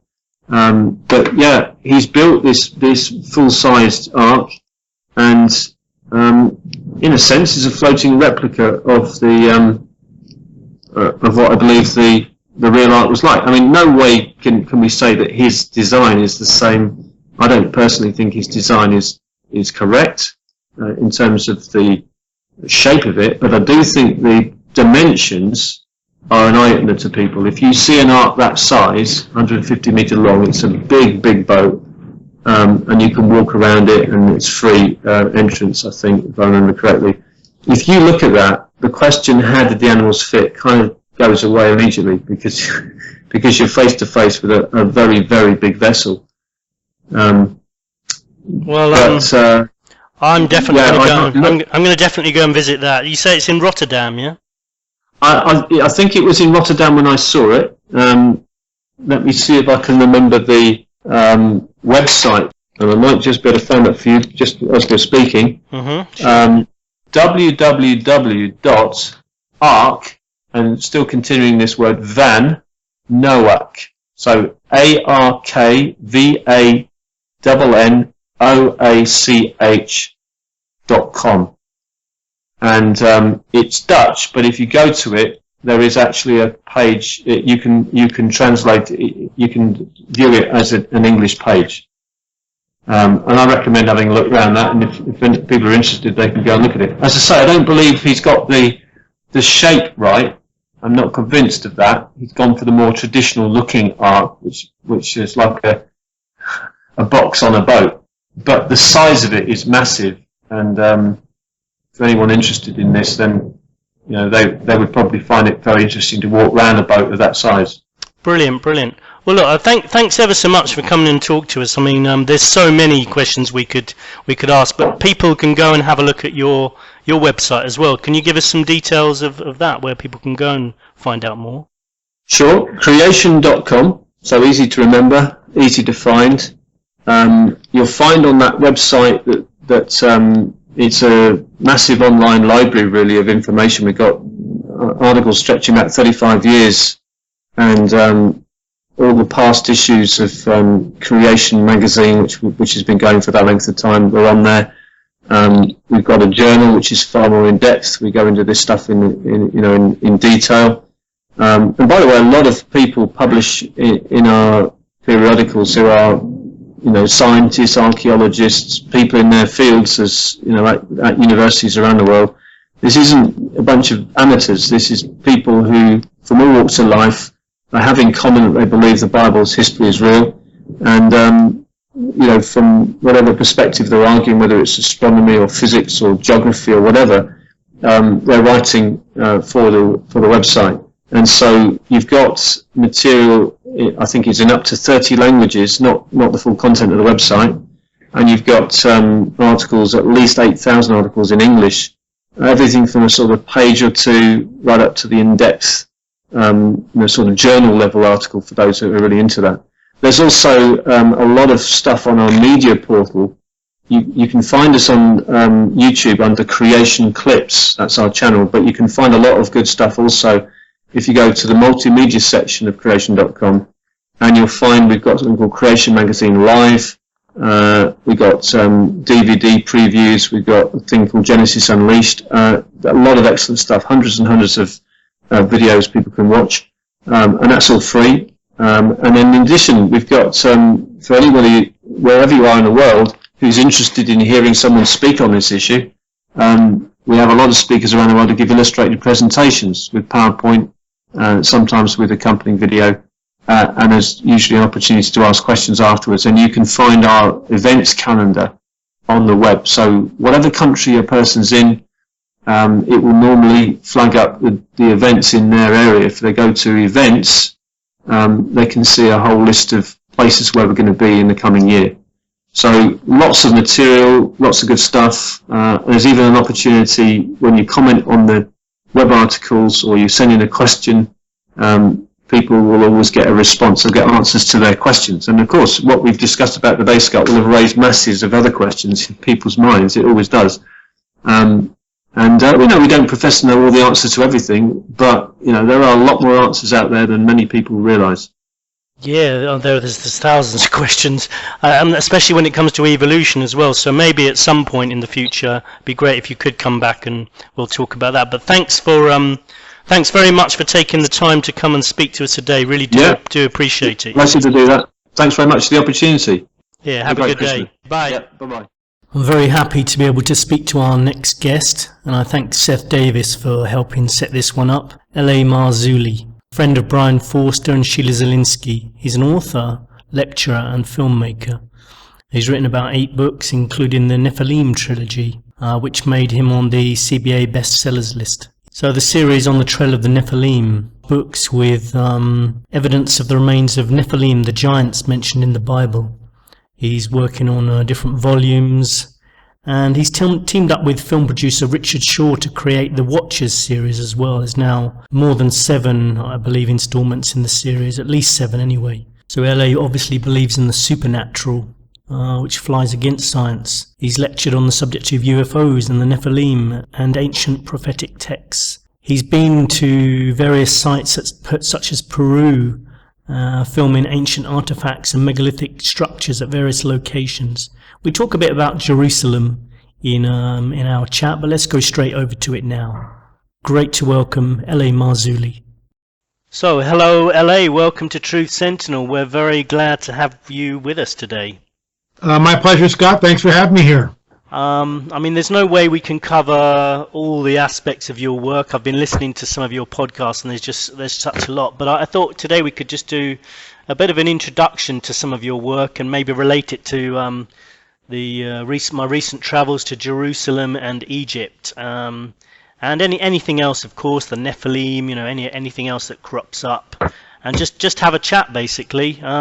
I was in Jerusalem last week, and I loved being able to walk to places I'd only read about in the Bible. I mean, I visited the Garden Tomb. Now, I'm not sure if that's particularly authentic, but there were some other places that I felt were a bit more authentic, like the the Garden of Gethsemane. It would have been at Sure. least in that kind of area. Sure. The Mount of Olives. I went to Via della Rosa. That was. I mean, I'm sure they may have got one or two of the streets. May have changed over the years, but there was the Church of the Holy Sepulchre, Temple Mount. One thing about the Temple Mount, because I've heard you speak about the Temple Mount as well, is they weren't letting in Christians. I don't know if you're aware of that. I don't know if that's a permanent thing, but it was Muslims only. Yeah, that's how it's always been. Really? Yeah. I didn't realize that. Yeah, the Muslim, the WAF, the WAQF, controls the Temple Mount even today, and very restrictive on who gets in and who doesn't get in. And there's two sites there. There's the Al-Aqsa Mosque, which is on the side below the Dome of the Rock. The Dome of the Rock is the large dome that sits on the Temple Mount. And many people believe that it's not the site of where the Herodian temple was, or even the first temple was. It's not the site. It's completely in another area. And so this, you've been on the Temple Mount. I've never been, but I've studied it. You see how large of a complex. It's like 40 acres. There's plenty of room for the Israelis or the Jews to build the third temple, which is what they want to do. I mean, they're ready to roll this thing out as soon as they get the go-ahead. And it's amazing that it has not happened yet, but it has not happened yet, obviously. And, of course, if this happens, it'll cause great controversy in the Islamic world. But what most people don't understand is because the Temple Mount is 40 acres, the Israelis could easily construct a wall which would separate the temple, the Jewish temple, from the Dome of the Rock and the Al-Aqsa Mosque. It's funny how the Islamists, the Muslims, rewrite and continue to rewrite history, claiming that Muhammad built the site. We know that he did not build the site. That site has been there for thousands of years before Muhammad was ever born. So, I mean, they're just trying to rewrite history. And it's interesting that when the Israelis took the Temple Mount, I think in the 67 war, they took the Temple Mount. And that for the first time in thousands of years, gained them access to what's now the Wailing Wall. The Wailing Wall is not part of the old temple. It's actually part of the Fortress Antonia, which is a Roman fortress. It's the retaining wall, basically, for that. So no one really knows where the temple once stood. There's a lot of speculation. I've listened to a lot of arguments. And it's hard to say where the old temple really resided, but I got a sneaky suspicion it was not where the present Dome of the Rock is. Yeah, I went to the Wailing Wall. Was that not part of the old temple then? The Wailing Wall is part of the Roman fortress Antonia. Yeah, okay. It is not part of the temple. One thing that struck me actually that surprised me a little was they were turning away anybody that was of white skin color, which I found curious because I thought anyone could become a Muslim basically. So I found it, it was like profiling basically. I mean, they were right. I'm not a Muslim, but I did find that a bit curious, really. Well, it's interesting how it's okay for them to come to this country, the United States of America, and build mosques every place. But when we want to go and visit the Temple Mount, all of a sudden we can't do it. So it's sort of with all fairness, it's sort of duplicitous on their account. In studying Islam and studying the Quran, like I have not read the whole thing, but pretty much it's all we need to do is look at what's happening around the world to see what's happening with Islam and what it winds up espousing and some of the atrocities, of course, that ISIL, which is interesting. Many Islamic clerics have distanced themselves, and they're all saying this is not the face of Islam, and yet ISIL is saying exactly the opposite of that. So who are we to believe? All I know, and even today, as we're discussing the siege in Australia by another lone radical, lone wolf Islamist. So it's like, at what point do people say, in the same way that you were discriminated against and not allowed in the Temple Mount, maybe people stop allowing these people into their countries? And And I realize that's a racially charged statement on some level, but as I blogged this morning in my blog, we got the Fort Hood shooter, Hassan, Major Hassan, who just decided to do his own personal jihad and blew away 13 people, unarmed people, in cold blood, just randomly gummed them down. And our State Department, in all their wisdom, declares that this was not an act of terrorism. Well, if that's not an act of terrorism, I don't know what is.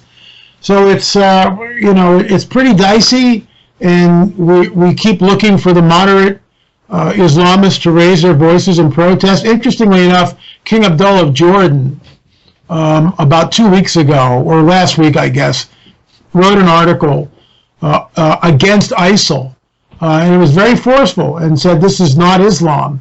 So it's good that we're getting a dialogue open and people are talking about it. Meantime, over 250,000, probably you could double that number now, Christians and other people in Iraq have completely fled the country, basically went northward, trying to get out of Iraq because of ISIL's rampage. 3 Christians were beheaded over the weekend, 3 Christian youths, because they would not renounce their faith in Jesus. So this is where we are, and it's terrifying in the sense that this type of barbarianism has reared its ugly head and is just, meanwhile in the States here we get the so-called alleged peccadillos and public evisceration of Bill Crosby. Meanwhile, ISIL was rampaging all over the Middle East, and which is going to affect people's lives and impact their lives in a greater manner. ISIL rampaging over Iraq and perhaps seizing the country's oil revenues, or the peccadillos of Bill Cosby. It's a no-brainer. But we're fed pablum in this country, an endless stream of distractions on the media to keep people focused away from what's really going on. Meanwhile, oil has dropped to below $60. I think it's like $54 today. I'm not exactly sure. I haven't looked in the last 24 hours, but it's down there, and it's quite a huge drop. And of course, this is because it's a geopolitical move by the Americans and the Saudis to keep the petrodollar afloat, and it's directly against Russia, because Russia is one of the BRICS nations: Brazil, Russia, India, China, South Africa, who are trying to move the default currency from the petrodollar to probably the Chinese currency. So this is what's really going on. This is why all of a sudden, out of the blue, oil drops to less than $60 a barrel. Well, why couldn't they do this 5 years ago or 3 years ago when gasoline prices in this country were reaching $6? We see that the whole game is literally manipulated, and if that's manipulated, what other geopolitical machinations are going on? Yeah, I mean, you mentioned the debate about whether Muslims should speak out more, and we're going to try and do an episode on that, actually, to get some Muslims to come and speak out a bit more. And there has been some, definitely, but maybe there should be more, that's for sure. Well, there really should be, absolutely. Yeah. I mean, Muslims need, Islam needs to be reformed in some way. It's stuck, and it doesn't work. And when you repress people, and all we need to do is just go to these Islamic countries and watch the way the people live. It's just dreadful. You can't cut off people's hands and hang women in the public square, which is what they're doing in Iran or in Saudi Arabia. I mean, it's barbaric. So it is actually, but then I was thinking about that, and it does actually, in the Old Testament, it does that's where it does come from, right? It does come from the Old Testament about the cutting off of hands and stoning. Well, is that not right? Oh. Yeah, that gets into a whole kettle of fish here when we look at the law versus grace, and eye for eye, tooth for tooth. I get all that, and when we read the law in Leviticus in the Old Testament, it's very, very, very intense, and that's the law. But then there's a thing called grace, and this is why without the grace, without the advent of Yeshua, Jesus 2,000 years ago, everyone will be stuck in this one paradigm. But it shifted 2,000 years ago. when Messiah came. And I want to add something here, that a lot of people think they know who he was, and the problem is that it's been so misaligned over the centuries. Remember, when he walked the earth, there were no cathedrals, no monks, no rosaries, no confessionals, no priests, no robes, no jeweled hats, no anything. This is all man-made nonsense. No Sunday morning ceremony. It didn't exist. None of it existed that we see today. None of it. You had one man who I believe was a God-man, who was the Messiah, the incarnation of the Messiah on the planet, which is incredible in itself. Everywhere he went, and this is the point I'm trying to make, you can't argue this, people were healed, delivered, they were saved, and it was incredible.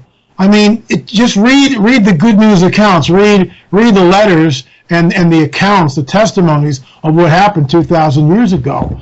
And then ask yourself, gee, if it's true, this is really cool stuff, because it is. But the whole idea of grace versus the law is, and that's what you've got to keep in balance. And that's what, if we just look at the Old Testament without the New, then it becomes incredibly harsh.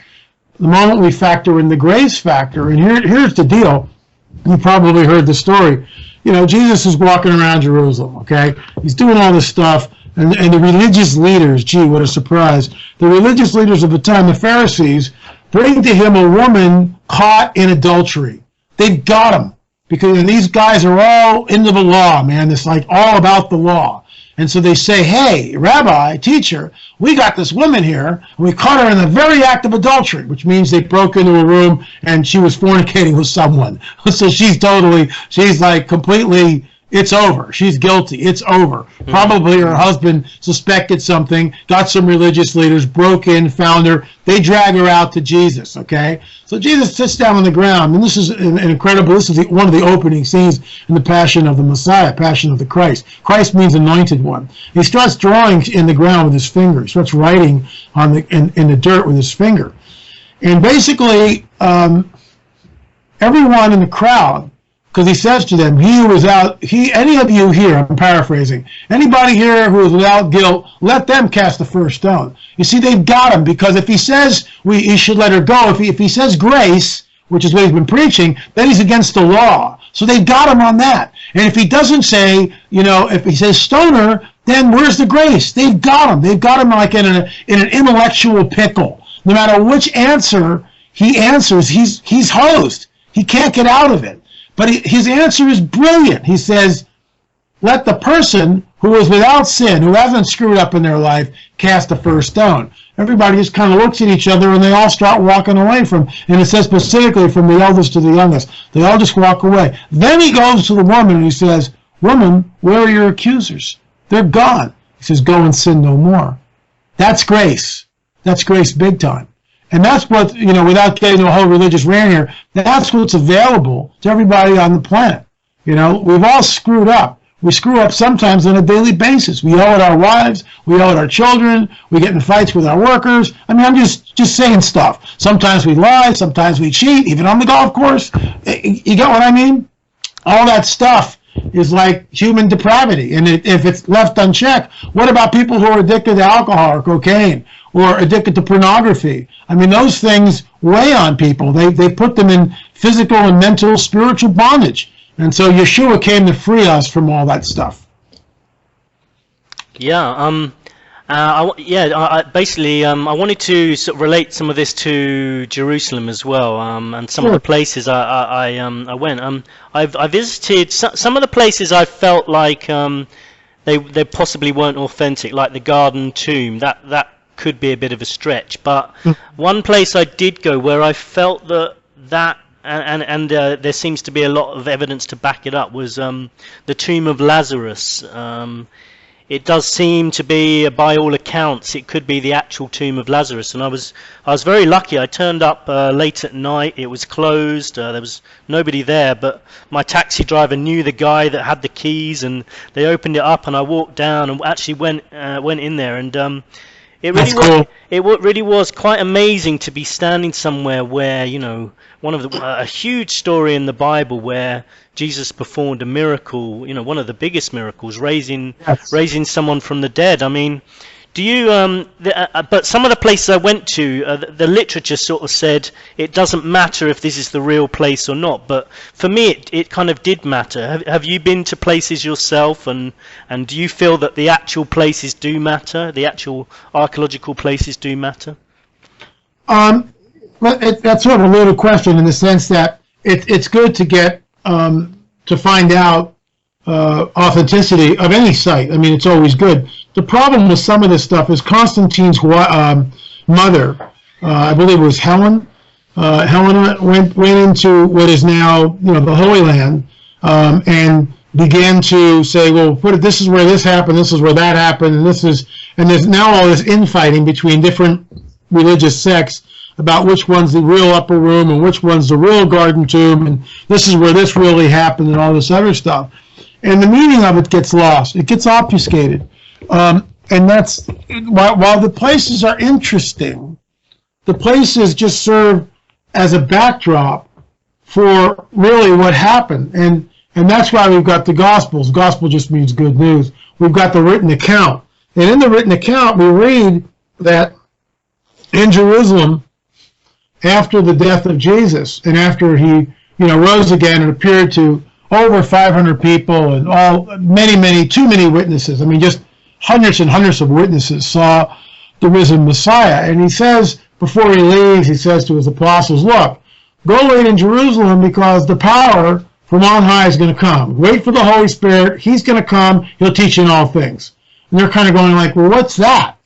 Because they don't know. In fact, nobody knows at this point. You see, and you can remember that at this time, again, there's no cathedrals. There's nothing. There's 12 guys, and maybe hundreds of other people that are on the periphery that see what's going on, but really don't understand it. Nobody gets it yet. Nobody gets it yet. Even after the resurrection, they still don't get it because they're not born again.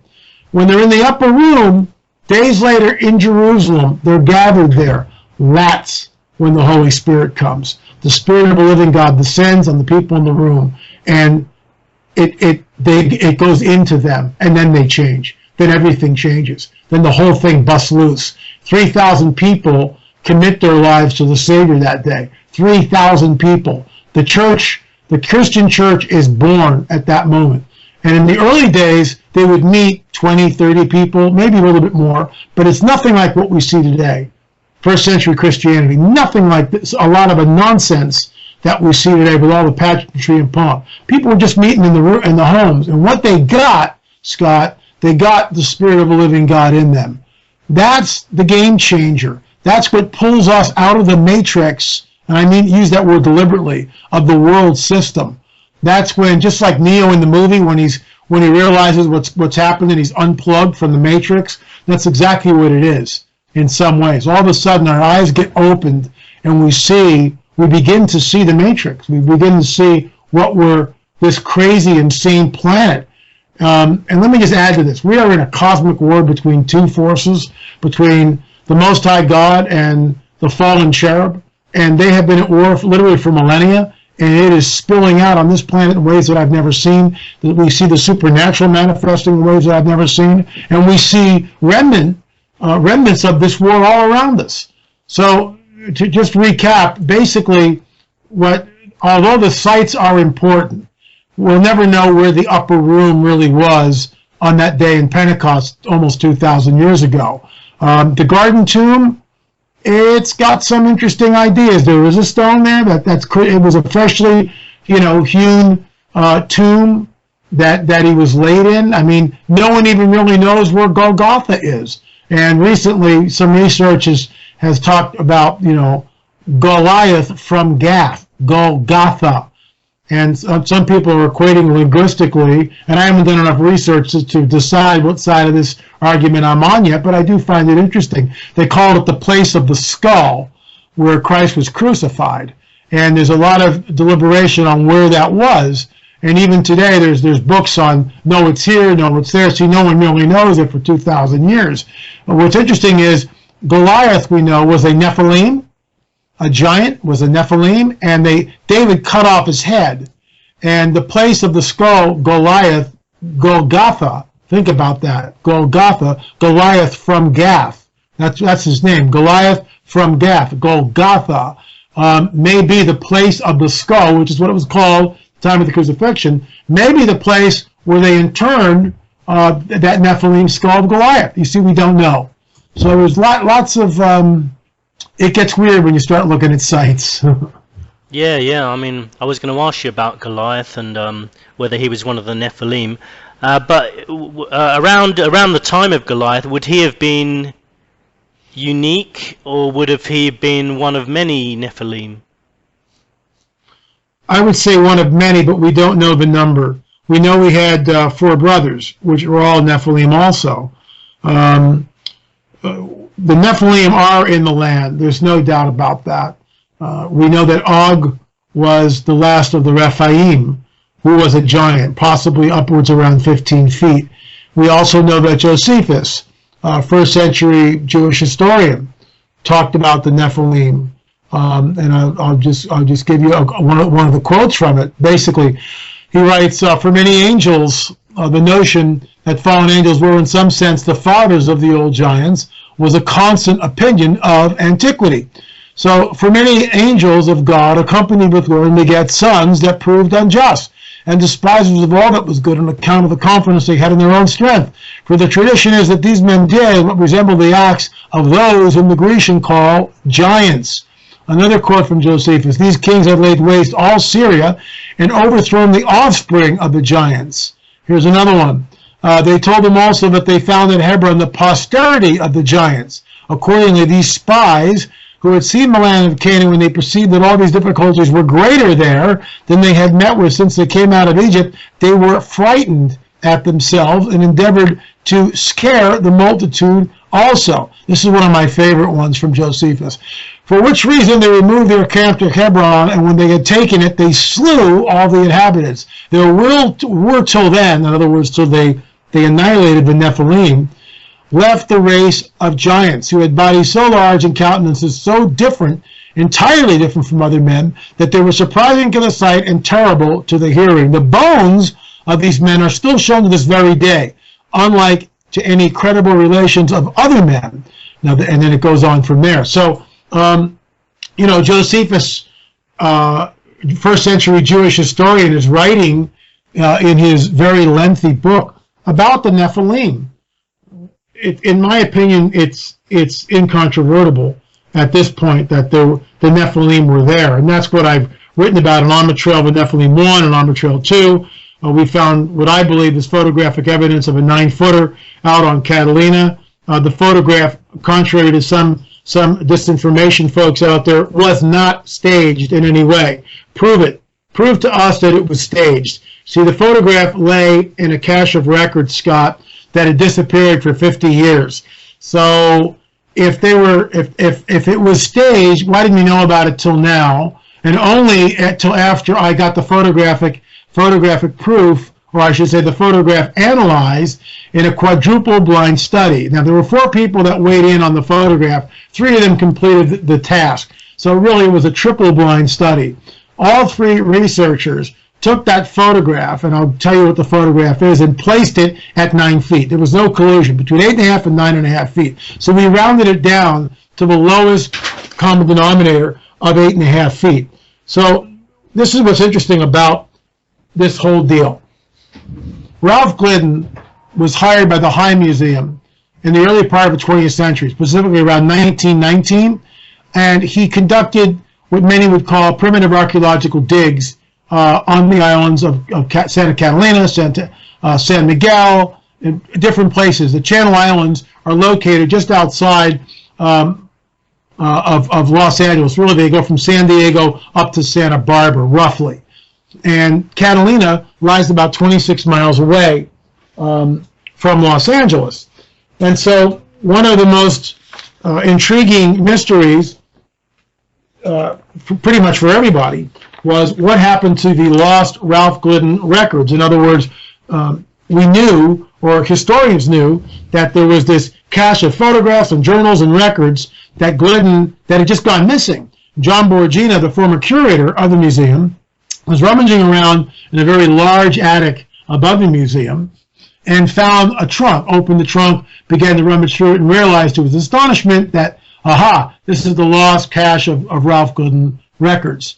And archaeologists examined them, and anthropologists have looked at them. When I got there, it wasn't like I was looking in a trunk. Everything was already in museum boxes. Everything had been cataloged, written about, broken up into files. It was all, done very, very, very nicely, and the way you would expect academics to do it. But I got there to the Catalina Museum after hours and got to peruse the records for about 10 hours. I did 5 hours one night and 5 hours the next night. So about 10 hours I spent I looked at everything. And I found 4 photographs which were anomalous. All of those are in my book.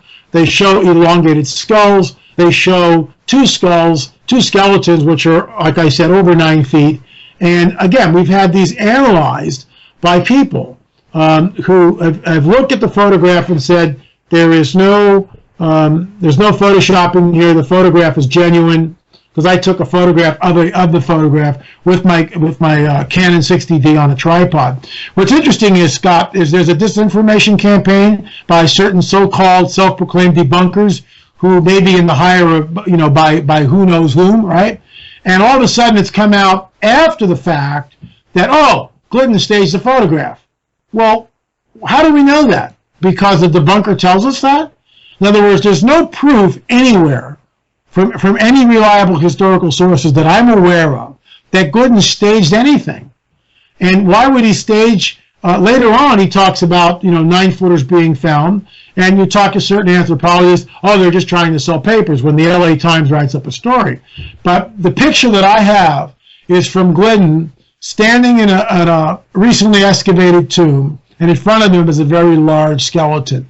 Now, no one said anything about it. There's nothing written up about it. That picture has not been reproduced in any newspaper that I'm aware of from the time when it was discovered in 1919. So if Glidden is trying to do a ruse, why don't we see evidence of that? And we don't. We see no evidence of that at all whatsoever. In fact, what we do know is in 1919, Ralph Glidden was employed by the High Museum. So why would he jeopardize his employment by staging some sort of a ruse like this? What would be the purpose of it?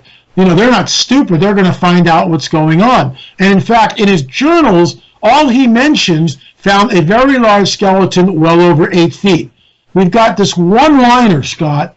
If he was trying to perpetrate a ruse, certainly he would elaborate on that and go, oh my gosh, look at the 8.5-footer I found. Wow! Doesn't say that. It's a throwaway. It's a throwaway, line after line after line, and you finally get to this one line, found a very large skeleton, appears to be well over 8 feet. That's it. That's a throwaway line. That's all we have. So, with all due respect to the detractors out there, and the reason why they're running scared is because we have real physical evidence that, we have skeletal anomalies out in Catalina that shouldn't be there. Yeah. Live radio, dogs bark. I think I've seen that photo, and that may be real. Maybe some people's skepticism comes because I don't know. Did you ever see some of those other giant skeletons that were on the internet, and everyone was quite shocked by them, and then someone later on said, "Oh no, they did it. They made these photos themselves as some kind of project." All those things are Photoshop. They've been on the net 4 or 5 years. And here's the question, Scott. Here's the question that we need to ask. Why did someone do that? Why did someone do that? Just went on doing all the research on the Nephilim. Someone comes out with, and that thing's gone viral. Yeah. Those photographs have been around the planet probably a half a dozen times or more. And you ask yourself, and look, it's like everything else that happens with disinformation. For instance, the movie Noah came out in 2014. I blogged about it. It has nothing to do with the biblical narrative at all. It was pretty terrible. A pretty terrible movie. Yeah. But here's the deal, and this is what I take umbrage with, Scott. Millions of people around the world will look at that movie and think it represents the biblical narrative. Yeah, it's already done the damage. See what I watched that with my friends, and I said to them they just didn't need to do that, to try to. I mean, it's a very interesting story as it is. You don't need to have these giant stone monsters, and it was really stupid, I thought. Oh, it was absurd. If they had stuck to the actual biblical narrative, it could have been an incredible production. You've got fallen angels, you've got Nephilim, you've got all this stuff going on. Read the book of Enoch. My gosh, what a movie. Instead, they make Noah out to be this, psychotic, wacko, genocidal maniac who's going to kill his own granddaughters. I mean, it's just it had nothing to do with the biblical narrative at all. But you see, the point is that the disinformation is already out there, and this is what people will believe. It sets the public opinion. You tell a lie often enough, people believe it. Thank you, Mr. Goebbels, in World War II and under the Nazis. Well, millions of people have seen these bogus skeletons on the internet, and now my book comes along, and we've got real photographic evidence of what we believe ties into the Native American lore, and we also have the skulls from Peru, these elongated skulls from Peru. Then again, the trackers, all these skulls were headboarded. May I point them to an 1842 journal, which even back then, Scott, this debate was raging in academia between people that believe that these elongated skulls were the result of cradle headboarding. When you take a small infant, you bind the head with cloth, and you produce an elongated skull. Or it was genetic. And there were some people saying, wait a minute, guys, yes, some of these things are cradle headboarded, but not all of them. We feel that some of them are genetic. So these two archaeologists in 1842, no Nephilim dog in the hunt, okay, are down in Peru, and they're doing a lot of excavations, and they find this mummy, and they open up the mummy, and they realize that the mummy is pregnant. So they go in further, and they find the fetus, and what they find there astonishes them. Let me read this to you. This is from 1842. We ourselves have observed the same fact in many mummies of children of tender age, who, although they had cloths about them, were yet without any vestige or appearance of pressure of the cranium. More still, the same formation of the head presents itself in children yet unborn. And of this truth we have had convincing proof in the sight of a fetus enclosed in the womb of a mummy of a pregnant woman, which we found in the cave 2 leagues from Tarma, and which is at this moment in our collection. The bottom line is, you can't elongate the skull of a fetus in a mother's womb. You can't do that. And so we believe it's genetic. And also, remember back then in 1842, there are no photographers. So they would take either one of these guys was a professional artist, they would hire someone to go on the expedition who drew everything. And that's where you would get the artistic account, artistic rendering. And we have a artistic rendering, which I'm looking at right now, a front and side view of this elongated mummified fetus that was found in the womb of a woman, a mummified woman that was 7 months pregnant. And guess what? It's got an elongated skull. So the preliminary testing we have done to back this up on samples that were taken by the late Lloyd Pye, probably 4 or 5 years ago now, at least 4 years ago, from Peru. And I have spoken to the geneticist. I have entered into a contractual agreement with the geneticist company. We are in the process of getting samples, trying to get samples out of Peru so we can do the DNA testing. This is what he has to say. Whatever the sample labeled 3A has come from, it had mitochondrial DNA with mutations unknown in any human, primate, or animal known so far. The data is very sketchy, though, and a lot of sequencing still needs to be done to recover the complete mitochondrial DNA sequence. But a few fragments I was able to sequence from this sample indicate that if these mutations will hold, we are dealing with a new human-like creature very distant from Homo sapiens, Neanderthals, and Denisovans. I am not sure it will even fit into the known evolutionary tree. The question is this: if they were so different, they could not interbreed with humans. Breeding within a small population, they may have degenerated due to inbreeding. That would explain the buried children. They were either low or not viable. And that's preliminary DNA evidence that was taken out of Peru by the late Lloyd Pye, like I said, 4 years ago. And a geneticist just you would think that you'd have scientists making a beeline down to the area and procuring their own samples to test. Unfortunately, this is not the case, but we are doing it, and we are in the process of securing the proper archaeological permits from the Ministry of Culture in Peru. We're working with 4 archaeologists, 2 American archaeologists, an archaeologist from Spain, and an archaeologist from Peru, to obtain the proper permits. And once we get these, Scott, we'll go down. We've got 12 samples which were already taken from Senior Juan's Paracas Museum. They're being held for safekeeping by a Peruvian archaeologist. We go down, we get the samples, we fly to our geneticist and let the games begin. And whatever, based on what we think is we'll find, we'll be holding a press conference and we will announce the result. The bottom line is this, Scott, that even the preliminary DNA evidence in the 1842 journal stating that we have an elongated fetus from 1842, how do you argue with that? It seems to point in the direction of our hypothesis that Nephilim tribes were on the earth about 3,500 years ago when the conquest of Canaan happened. Joshua and Caleb going into the promised land. And we are told the Nephilim are there. And it's our hypothesis that Nephilim tribes fled the area. They ran for their lives, literally. Some went northward into Europe and then crossed and wound up in the United States of America. Others sailed across the Atlantic, went out the Mediterranean, sailed across the Atlantic, wound up in the Gulf of Mexico, and came up that way. Others perhaps went out the Red Sea and came across the Pacific and wound up in Peru. Now, you know, all we know is that the Paracas people with these elongated skulls show up in Paracas, which is on the west coast of Peru, right on the coast, about 3,500 years ago. So what are we looking at? And what's the biblical narrative say? Exactly that. The biblical narratives say 3,500 years ago that the Nephilim were in the promised land. So why is it too hard for us to imagine that they would have fled? There would have been a diaspora, and that's our hypothesis, and that's what we're holding to. And you're saying basically they're fallen angels, and did you? I think I read that you say they have reddish, sort of strawberry blonde hair as well, yeah.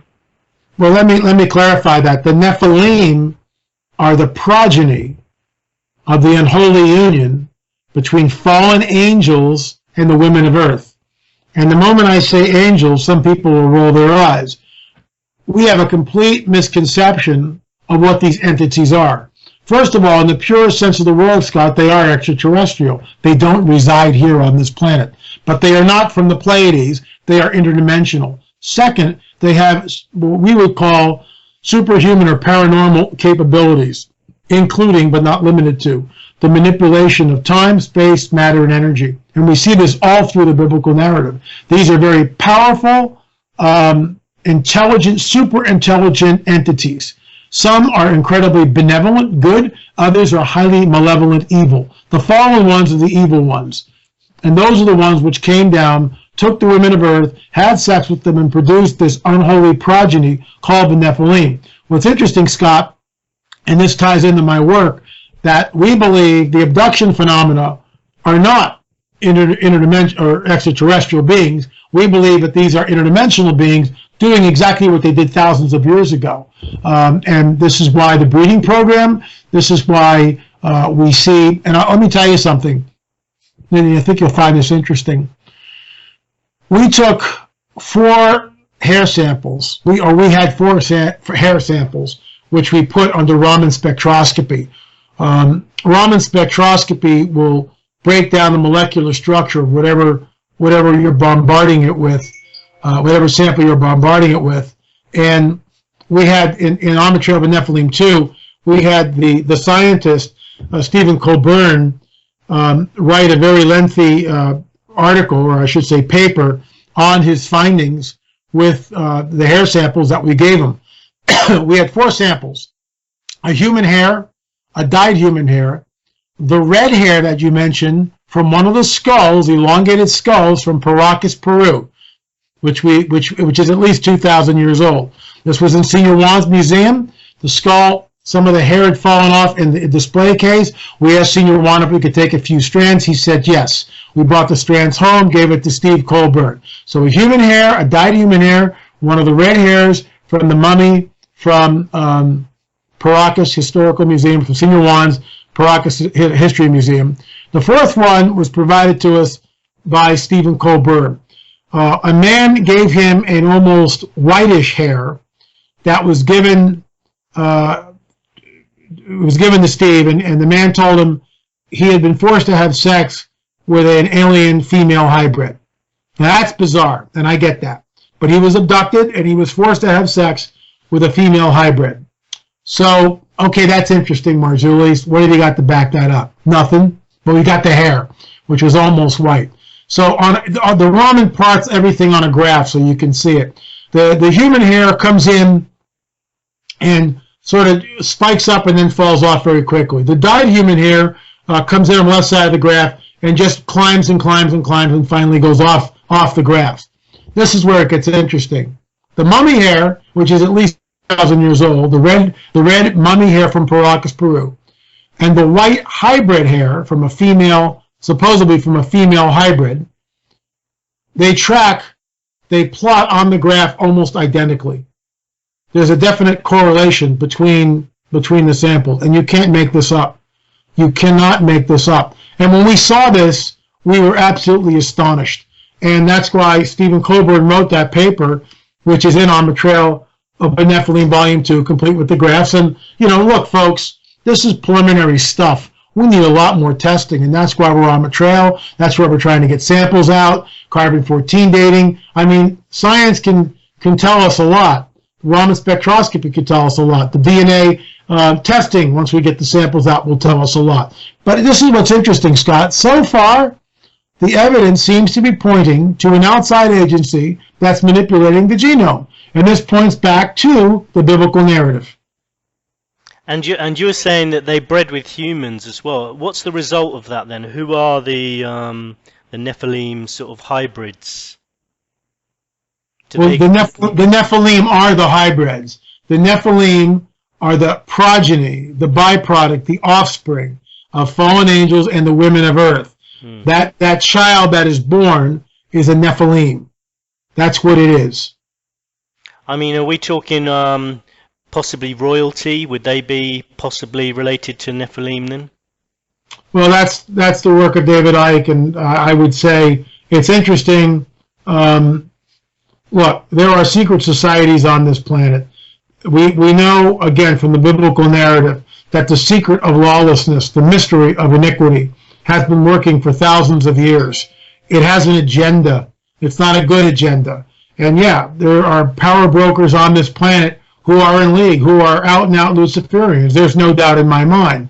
When we start naming names, that's when we get into trouble, because there's no way to know, at least not right now. How do you prove something like that? Very, very difficult.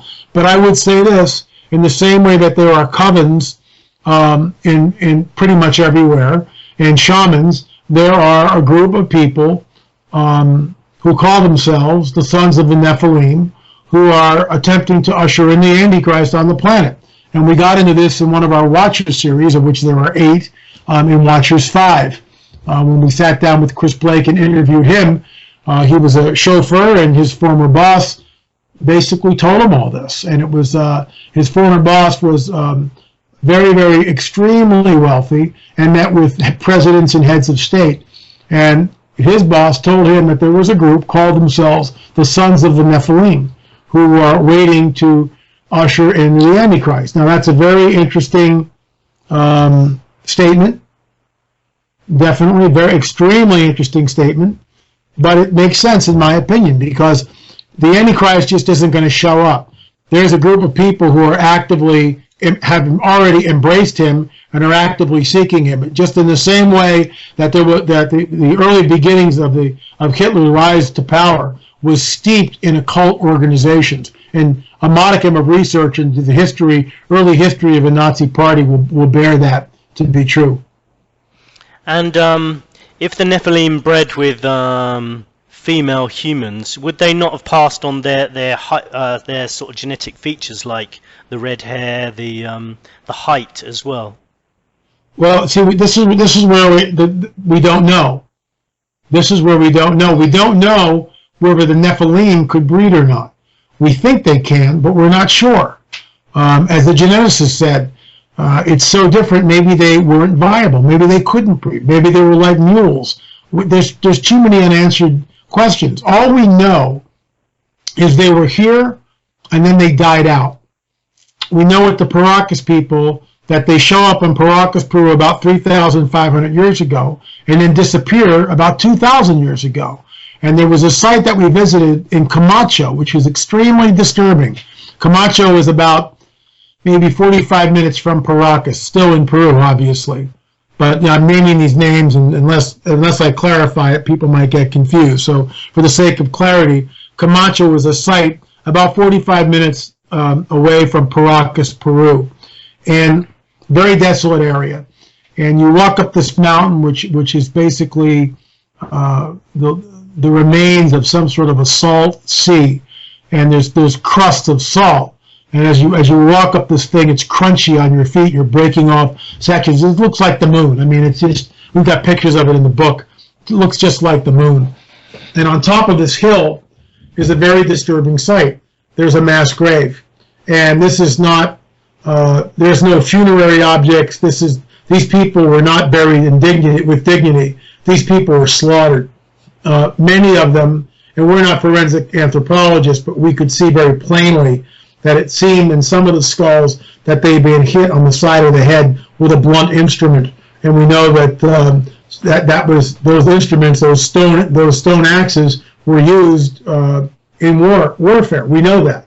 So all the skulls that we saw were elongated at that kill zone, and that leads me to conjecture or to posit that in the same way that Native Americans wiped out the Nephilim tribes, what we believe are Nephilim tribes in the United States, perhaps the same type of thing happened at Camacho.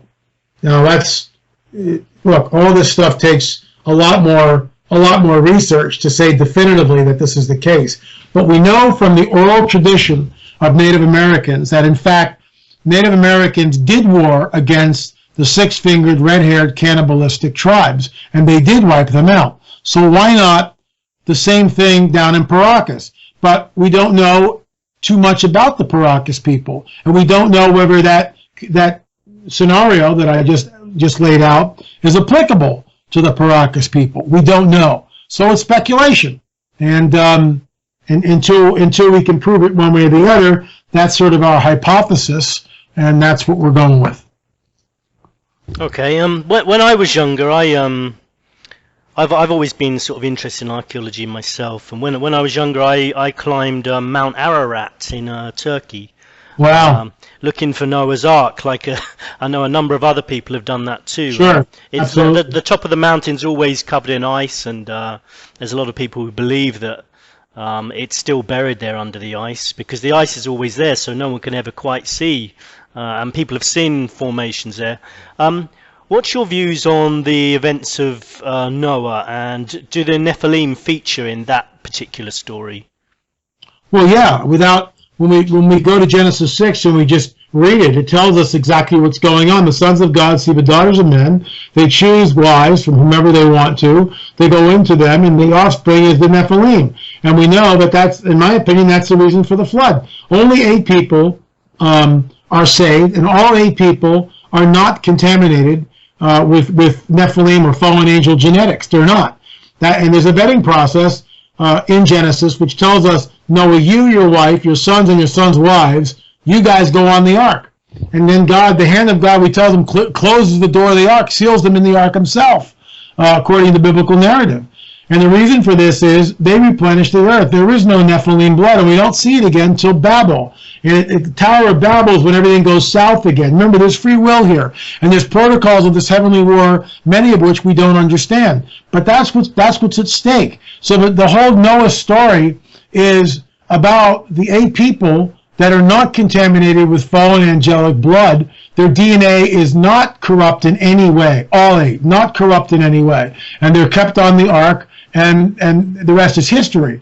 There's a second, third, fourth incursion by the angelic host, and even the same into modernity. We see exactly the same thing with the abduction phenomena. People were taken. We're working with a case right now where a woman's impregnated and the baby is taken at 12 weeks. Classic. Absolutely classic. What do you mean? What do you mean she's taken at 8 weeks? She was taken, re-abducted, and the baby was taken from her. I'm sorry, I should have made that clear. The woman found herself to be pregnant. Then 12 weeks into the pregnancy, she has missing time, and the baby's gone. And the baby's gone. And has that been corroborated by the medical profession as well? We are working on that as we speak, Scott. We are working on that. Okay. One other thing, talking about Noah's Ark, another famous ark is the Ark of the Covenant. Do you ever get, does any of your research ever sort of tie in with that as well? Well, the Ark of the Covenant is extremely interesting, but it vanishes after the first temple, after the destruction of the first temple. The Ark of the Covenant was not found in the second temple. So the question is, where is it? We know that the Knights Templar conducted archaeological digs, if I can use that word, around 1100 AD, and they dug all underneath the Temple Mount, and who knows what they found there. And then it begs the question, the Israelis were not stupid. The Jews weren't stupid. When the Babylonians laid siege to Jerusalem, we believe that the Jews would have made preparations to remove the ark and other implements from the temple, and perhaps even smuggle them through a tunnel system that was secret and known only to them out of Jerusalem, and then it remained hidden in caves even until now. There's also legends that the Ark of the Covenant was found by Israelis underneath the Temple Mount in a secret room, and when they went back to retrieve it, the Arabs, having found out about it, had already erected a concrete wall sealing it off. So, a lot of these stories are very colorful, and also the Ark allegedly is residing in Ethiopia. So, it's hard to say where the Ark of the Covenant is. Will the Ark of the Covenant be found again? That would be really interesting. Certainly Indiana Jones and all that, it made good movie stuff, but the bottom line is, no, the Ark has remained hidden. No one knows where it is. Yeah, I remember reading about. Have you read about Ron Wyatt, who said he found it under the Holy Church of the Sepulchre, I think, in the tunnels there. No, he found it on a place called the Place of the Skull, where there were caves underneath that, and he posited, and it makes a very interesting case, that where the cross of Yeshua was mounted in the stone above, there was an earthquake, and the blood from Jesus actually poured down upon the mercy seat of the ark.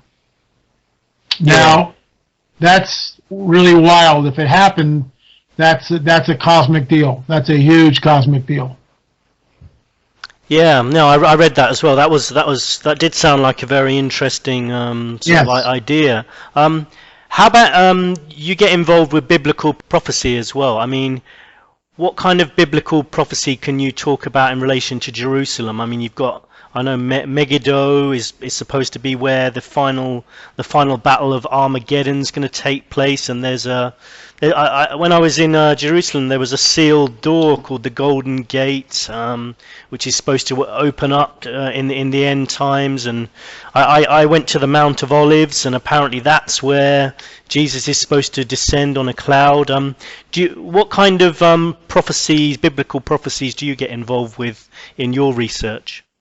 Well, first of all, that we know that prophecy is being fulfilled in our time frame, because we can look at Israel. And this prophecy was fulfilled in 1948. And this fulfills one of the prophecies, and I will read this to you right now. Behold, the days come, saith the Lord. This is from Amos. The plowman shall overtake the reaper, and the treader of grapes him that soweth seed, and the mountain shall drop sweet wine, all the hills shall melt, and I will bring again the captivity of my people of Israel. And they shall build the waste cities, and inhabit them. And they shall plant vineyards, and drink the wine thereof. They shall also make gardens, and eat the fruit of them. And I will plant them upon their land, and they shall no more be pulled up out of their land, which I have given them. That was fulfilled in 1948. Israel is there to stay. and all the warmongering and everything else is not going to kick the Jews out of Israel. And that may be offensive to some people, but they were regathered back into their ancient homeland that they had dwelt in for thousands of years, and they will be there because the prophecy states that. Another prophecy is Jerusalem will be a cup of trembling, and that's exactly what we see. Jerusalem has become a cup of trembling to all the nations of the earth. Another prophecy is the destruction of Damascus from Isaiah 17. Isaiah was a prophet that lived thousands of years ago that talked about Damascus becoming a ruinous heap. Damascus is the oldest civilized inhabited city on the planet. And we see now Damascus being pulled apart brick by brick, and this dreadful, horrible civil war that has gone on in Syria for well over 2 years now, where well over 250,000 people, mostly civilians, have perished, and with no end in sight, I may remind you. So we look at these prophecies. Another one is the Psalm 83 war. Read Psalm 83, and then look what's going on. You've got Hezbollah in the north, which has sworn the destruction of Israel. You've got Hamas in Gaza, which has sworn to the destruction of the Jewish state of Israel. You've got ISIL, which is claiming Jerusalem as its capital. And you've got Iran, which has threatened to wipe Israel off the face of the map. So you've got four entities which pose a direct existential threat to the nation of Israel. This is the nascent beginnings, in my opinion, of the Psalm 83 war, which states that Israel will go up against these countries, these nations, and basically become completely victorious and expand their borders. Israel has no other choice but to cut the heads off the snake of Hezbollah, Hamas, and ISIL. They have no other choice. They've got to do it. Hamas is already rearming. Hezbollah in the north, hundreds of, 150,000 rockets by now? Who knows? They have no choice. Iran, which threatens to, if they get the bomb, they will use it against Israel, guaranteed. So these are just some of the prophecies that we're looking at that are certainly forming up. But then we get the other things. We get wars and rumors of wars, famines and pestilence, earthquakes in diverse places, and troublesome times. Those are prophecies by Yeshua, by Jesus, 2,000 years ago. And it begs the question when we think about the phrase earthquakes in diverse places. Think back when Jesus tells us this 2,000 years ago. There's no way to track earthquakes in diverse places. If you lived in the Galilee in Israel, how would you know about an earthquake in Fukushima? You wouldn't. Unless the ship came by months later and said, hey, 6 months ago there was an earthquake in Fukushima, you wouldn't know. Today, we watch the tidal wave come in real time because of the helicopters that are flying overhead with the cameras, which are linked to the satellite, which are bounced all over the globe in real time. It's unprecedented. Every time an earthquake is greater than 6.0, my iPhone dings. We are in unbelievable times, unprecedented times. So that's just one of the prophecies that Jesus warns us of. Think about the big Ebola scare several weeks ago, and of course, 2 people died of Ebola in the United States, but that was a great distraction, and certainly get everybody all crazed and whacked out for a couple of weeks. Meanwhile, ISIL continued to gobble up great swaths of Iraq. Which is more important? The 2 people dying from Ebola in the United States, or the fact that ISIL may, in fact, dominate Iraq's oil at some point? How's that going to change the global economy? Yeah, and you mentioned about the Israel becoming a nation. Isn't there another prophecy as well that says generation will not pass until the end times come into being, since when Israel becomes a nation in 1948? Well, that's a really interesting prophecy, and there's been a lot of speculation and debate over that prophecy. So because Israel was a nation in 1948, do we go from that point, or do we go from 65 when Jerusalem, or 67, when Jerusalem was finally retaken by the Israelis and Jerusalem was the capital? Where do we go from? And then we have the added to the conundrum, we've got what is a generation? 40 years, 60 years? And there's debate on that. All I know is this, Scott. I'm not a date setter. And what I look at is troublesome to me. The world is in a very precarious state. I think we would agree on that. And I don't see it getting better. I see it sliding into more depravity as time marches on. So it's very interesting. and it's very interesting to see how it's going to play out. If you were to ask me, are we in the end times? My simple answer to that would be yes, we are.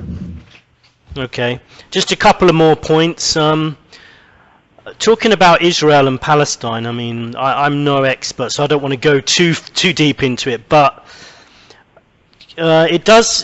Jerusalem and Israel have been chosen by God as the sort of promised people. But if you look at some of the events recently, Israel has been under attack and is losing popularity for some of the events. If Palestine attack them, then they attack back, but maybe sort of tenfold, and women and children are being killed. Do you believe that God is with the leadership of Israel, or do you believe sometimes they make mistakes as well? I believe that they make mistakes as well. But let me address the great PR work that Hamas did, and the fact that most of the news media is sided with Hamas. First of all, Hamas took about $1 billion in aid, and instead of helping the people of Gaza, they built tunnels into Israel, and not just one, numerous ones, into Israel, with the purpose of kidnapping Israelis and waging terror on the Israelis. So that's what they did with their money. The Israelis, on the other hand, spent their money on building one of the most sophisticated anti-missile systems on the planet, called Iron Dome. When the missiles began to rain, and in the last skirmish there were 4,600 missiles fired from Gaza into Israel. Those are the actual stats. 4,600 missiles. What most people don't understand, Israelis have at max about 30 seconds to react. The Americans have no clue what's really going on over there. When you're closer to the border like they are in Surat, you've got less than 10 seconds to react. Once the siren goes off, you've got to get into a shelter. In Israel, they have shelters, get this, Scott, every 50 yards. Every 50 yards, there's a shelter. That's what the Israelis spent their money on shelters and Iron Dome. So why is it that the Israelis are faulted? Because they intercepted most of the rockets. Why are they faulted? And then we've got actual film of Hamas and what the Israelis do when they target a building. First of all, it was proven without a doubt that Hamas was firing rockets from a UN school and hospitals. So the Israelis go and they counterattack to wipe out where the missiles were coming from. And then, cries of genocide, blah, blah, blah. What people don't get is Hamas will round up the citizenry and put them in harm's way, deliberately put them in harm's way. You say, well, why would they do that? Because they know if they can get dead bodies on camera, that's what will sell. I'm not making this up, Scott. We've got film of it. We've got film of it. That's what they do. That's what they do. That's how insane the thing is. And Israel is blamed. And look, there's the fog of war. There's some stuff that happens that's not good. I get that on both sides. But Israel goes out of their way to warn over and over and over again what they're about to do. They drop dummy bombs on the building that they're about to blow up. They distribute pamphlets. They tell the people of Gaza exactly what they're going to do before they do it. No one fights a war that way. That's absurd. Meanwhile, we've got the tunnels encroaching into Israel and 4,600 rockets. I mean, if the Mexicans were doing this to El Paso, Texas, what do you think Americans would do? They'd be outraged. But for some reason, when it comes to Israel, they can't defend themselves. It's duplicitous. Yeah, people have a lot of strong views about that opinion. I've seen, just looking at Twitter, there's so much anti-Israeli feeling around at the moment. Yeah, anti-Semitism has reared its ugly head. The climate is very similar to the 30s. Yeah, just two more questions. One's a bit random, but it's just something I heard you say on one of your podcasts, and we've talked about it before ourselves, and I was just curious about it. Simulated universes. I heard you mention that possibly we could be living in a simulated universe, and we've discussed that before. And it would seem really strange in relation to beliefs and religions and things like that. If this was a simulated universe, how people could actually feel that they're in a real world where they can believe in real religions and have a real faith if this was a simulated universe. Well, what's interesting is that whoever these angelic hosts are, they manipulate time, space, and matter. We've already talked about that. There's a future physics that we know nothing about. How are they able to do this? How are they able to do this? We also know from Scripture that the Most High God, the real one, will roll up the heavens like a scroll. Well, is that just metaphor or is that real? And we also know when you get into the quantum physics level, and I have no idea how this works, nor does anyone else, that molecules seem to disappear when you perform certain experiments. That when you go down to a very small level and continue to split, let's say if you have a line and you split a line an inch long, you split it in half and split it in half and split it in half and split it in half. Theoretically, you should be able to keep splitting that whatever it is, that line. You should be able to divide it in half. Well, when you get down to a very this will work at sharp missile, by the way. I think it's minus 32. You get 10 to the minus 32nd. You wind up where the object just disappears, and that's not supposed to be. So when you go small enough, the object ceases to exist. But that shouldn't be. I mean, you should be able theoretically to keep dividing. But when you get down to 10 to the minus 32nd, the object no longer is there. Molecules wind up in two places at once. It's very, very bizarre. And that gets into consciousness. What is consciousness, Scott? How do you think? How can you decipher the words that I'm telling you right now? How is it that you sit in this little biological three-dimensional bodysuit called a human being with your heart going and your stomach digesting food that you ate earlier, your bloodstream flowing, and you're breathing without even thinking about it. Your eyes blink by themselves to keep them lubricated, and on and on and on it goes. A complex, incredibly complex system. Where does consciousness sit? How do you know who you are? How do we retain memory? And, reductionism in science, well, it's stored over here. The bottom line is no one knows. No one knows. Science doesn't know where consciousness seats itself. Don't know. The brain is the hardware, but where's the software? What makes it work? How does it interface? How does consciousness interface with what we are? And then when someone is demon possessed, how does that demonic entity interface with the human being? I mean, it's very complex and sort of spooky in a way. It certainly is. That's pretty deep. But I've often actually, sometimes I do just suddenly just sort of sit and just think for a second, what is all this about? Who am I? You could go crazy if you go too deep into it. But I've got one final question for you. Okay. I've heard you talking about the coming deception. Alien deception, maybe, right. Like an Independence Day scenario of UFOs arriving to international cities. Why are you so convinced about that? And will these people be the Nephilim? So basically, Scott, the coming great deception is built on the Darwinian paradigm, and what I mean by that, Darwinism proclaims that all life on this planet just evolved. There is no supernatural paradigm, no supernatural entity, no God, nothing. There's just this Darwinism, this process, which creates over billions of years the complexity we see on the planet. And of course, I believe that if Darwin had known about the DNA, the deoxyribonucleic double helix of life, he would have changed his theory. Because in that DNA, we see a very complex code. And that code screams, in my opinion, of a designer. Even the co-discoverer of the DNA, Mr. Crick, proclaimed that all the billions of years of prebiotic sop would not be able to produce even one protein strand, one strand of protein. I mean, he was just mesmerized by what he saw.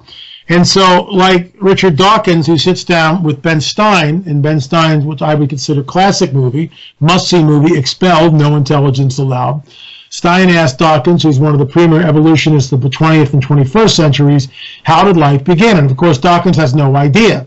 Where did the first self-replicating molecule come from? And Dawkins doesn't know, nor does anyone else, and I understand that. And then Stein sort of throws an intellectual lifeline. Well, how do you think it might have happened, Mr. Dawkins? And Mr. Dawkins says, well, I suppose it could have happened this way. And then he launches into this little diatribe that basically states this. Well, maybe millions of years ago, a race of extraterrestrials who have evolved by some sort of Darwinian process to a very high state of civilization created us and then seeded us through the galaxy. We wound up on Earth, and presto changeo, here we are. That concept is called panspermia. And it is basically circular reasoning, because where did those people come from? He has no clue. So we have the God of the Bible that tells us that all things were made through Yeshua, through Jesus. The Gospel of John, the good news of John, tells us that in the beginning was the Word, Jesus, and the Word was with God, and the Word was God. All things were made by Him, and without Him, nothing that was made was made. I mean, it's very simple. That's what it says. And then when Jesus is here, He's demonstrating that. He's manipulating time, space, energy, matter, down to the cellular molecular structure in ways that are just absolutely preposterous. So something's going on here. We've got the historical record that we can at least go, wow, that's an interesting story. Some people wrote about this stuff. They just weren't making it up, I don't think. You know, they died for their belief, and it's all good news. Or we've got Dawkins, who just pulls this rabbit out of his hat and says, well, it could have happened this way, which is circular reasoning.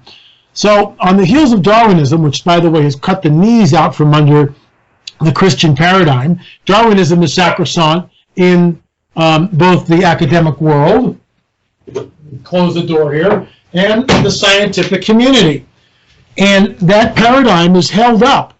And if you are a biologist, you better hold to the Darwinian paradigm. So the Darwinian paradigm creates this gaping hole in a human being. Where did we come from? Dawkins has no answer. And the movie Prometheus explores this. The ancient astronaut theory on the Ancient Aliens program explores this. The exopolitic crowd is pointing back to E.T. as our progenitors. The Coming Great Deception, which I've written about endlessly in pretty much all of my books, all of my 9 books now, although Armature really doesn't get into it. The Cosmic Chess Match certainly does. The Coming Great Deception is this. They will show up in mile-wide craft, and they will tell the world that they are here at this critical juncture in human history to usher mankind into a time of peace, prosperity, and knowledge. They will come bearing gifts, free energy, and some sort of a DNA upgrade which will change a human being. Because they will tell us that they created us. They created all life on this planet. They started the world's religions and civilizations. That's the end game here. And this will cause a great falling away. Many people will send some strong delusion because they do not believe a lie. And that's what I think it is. Why? Because that's what's manifesting, Scott.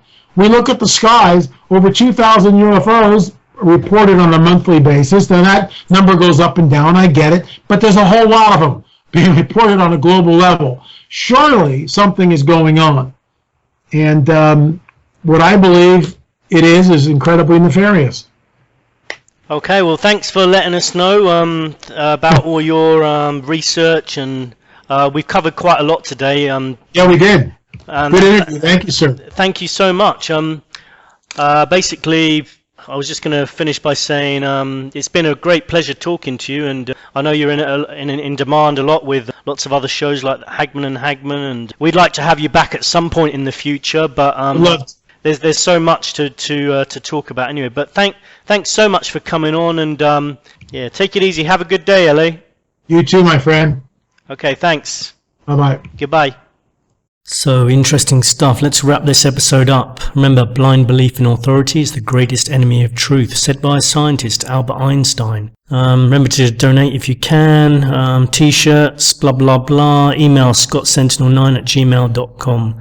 Topics coming up in future episodes include time travel, Dyatlov Pass incident, more from Phil Gardner about utopian ideas, parallel universes, revolution. We'll be chatting with the Truth Alliance as well. Also, we'll be talking about drones, satanic ritual abuse. We tried to cover all kinds of different topics, and if you've got a suggestion, then let us know. Leave us a voicemail, like our friend did today. We're talking about the Holocaust as well in the future. So I'll leave you with a few pictures of the Via della Rose when I went to Jerusalem. Sorry, it's a bit grainy. I've since bought a better camera than that. Also, there's pictures there of the Garden of Gethsemane. I've got a better camera now, but I need to change the dating system on it. It's coming up with the wrong time and date, so I want to get the right time and date stamp on the videos.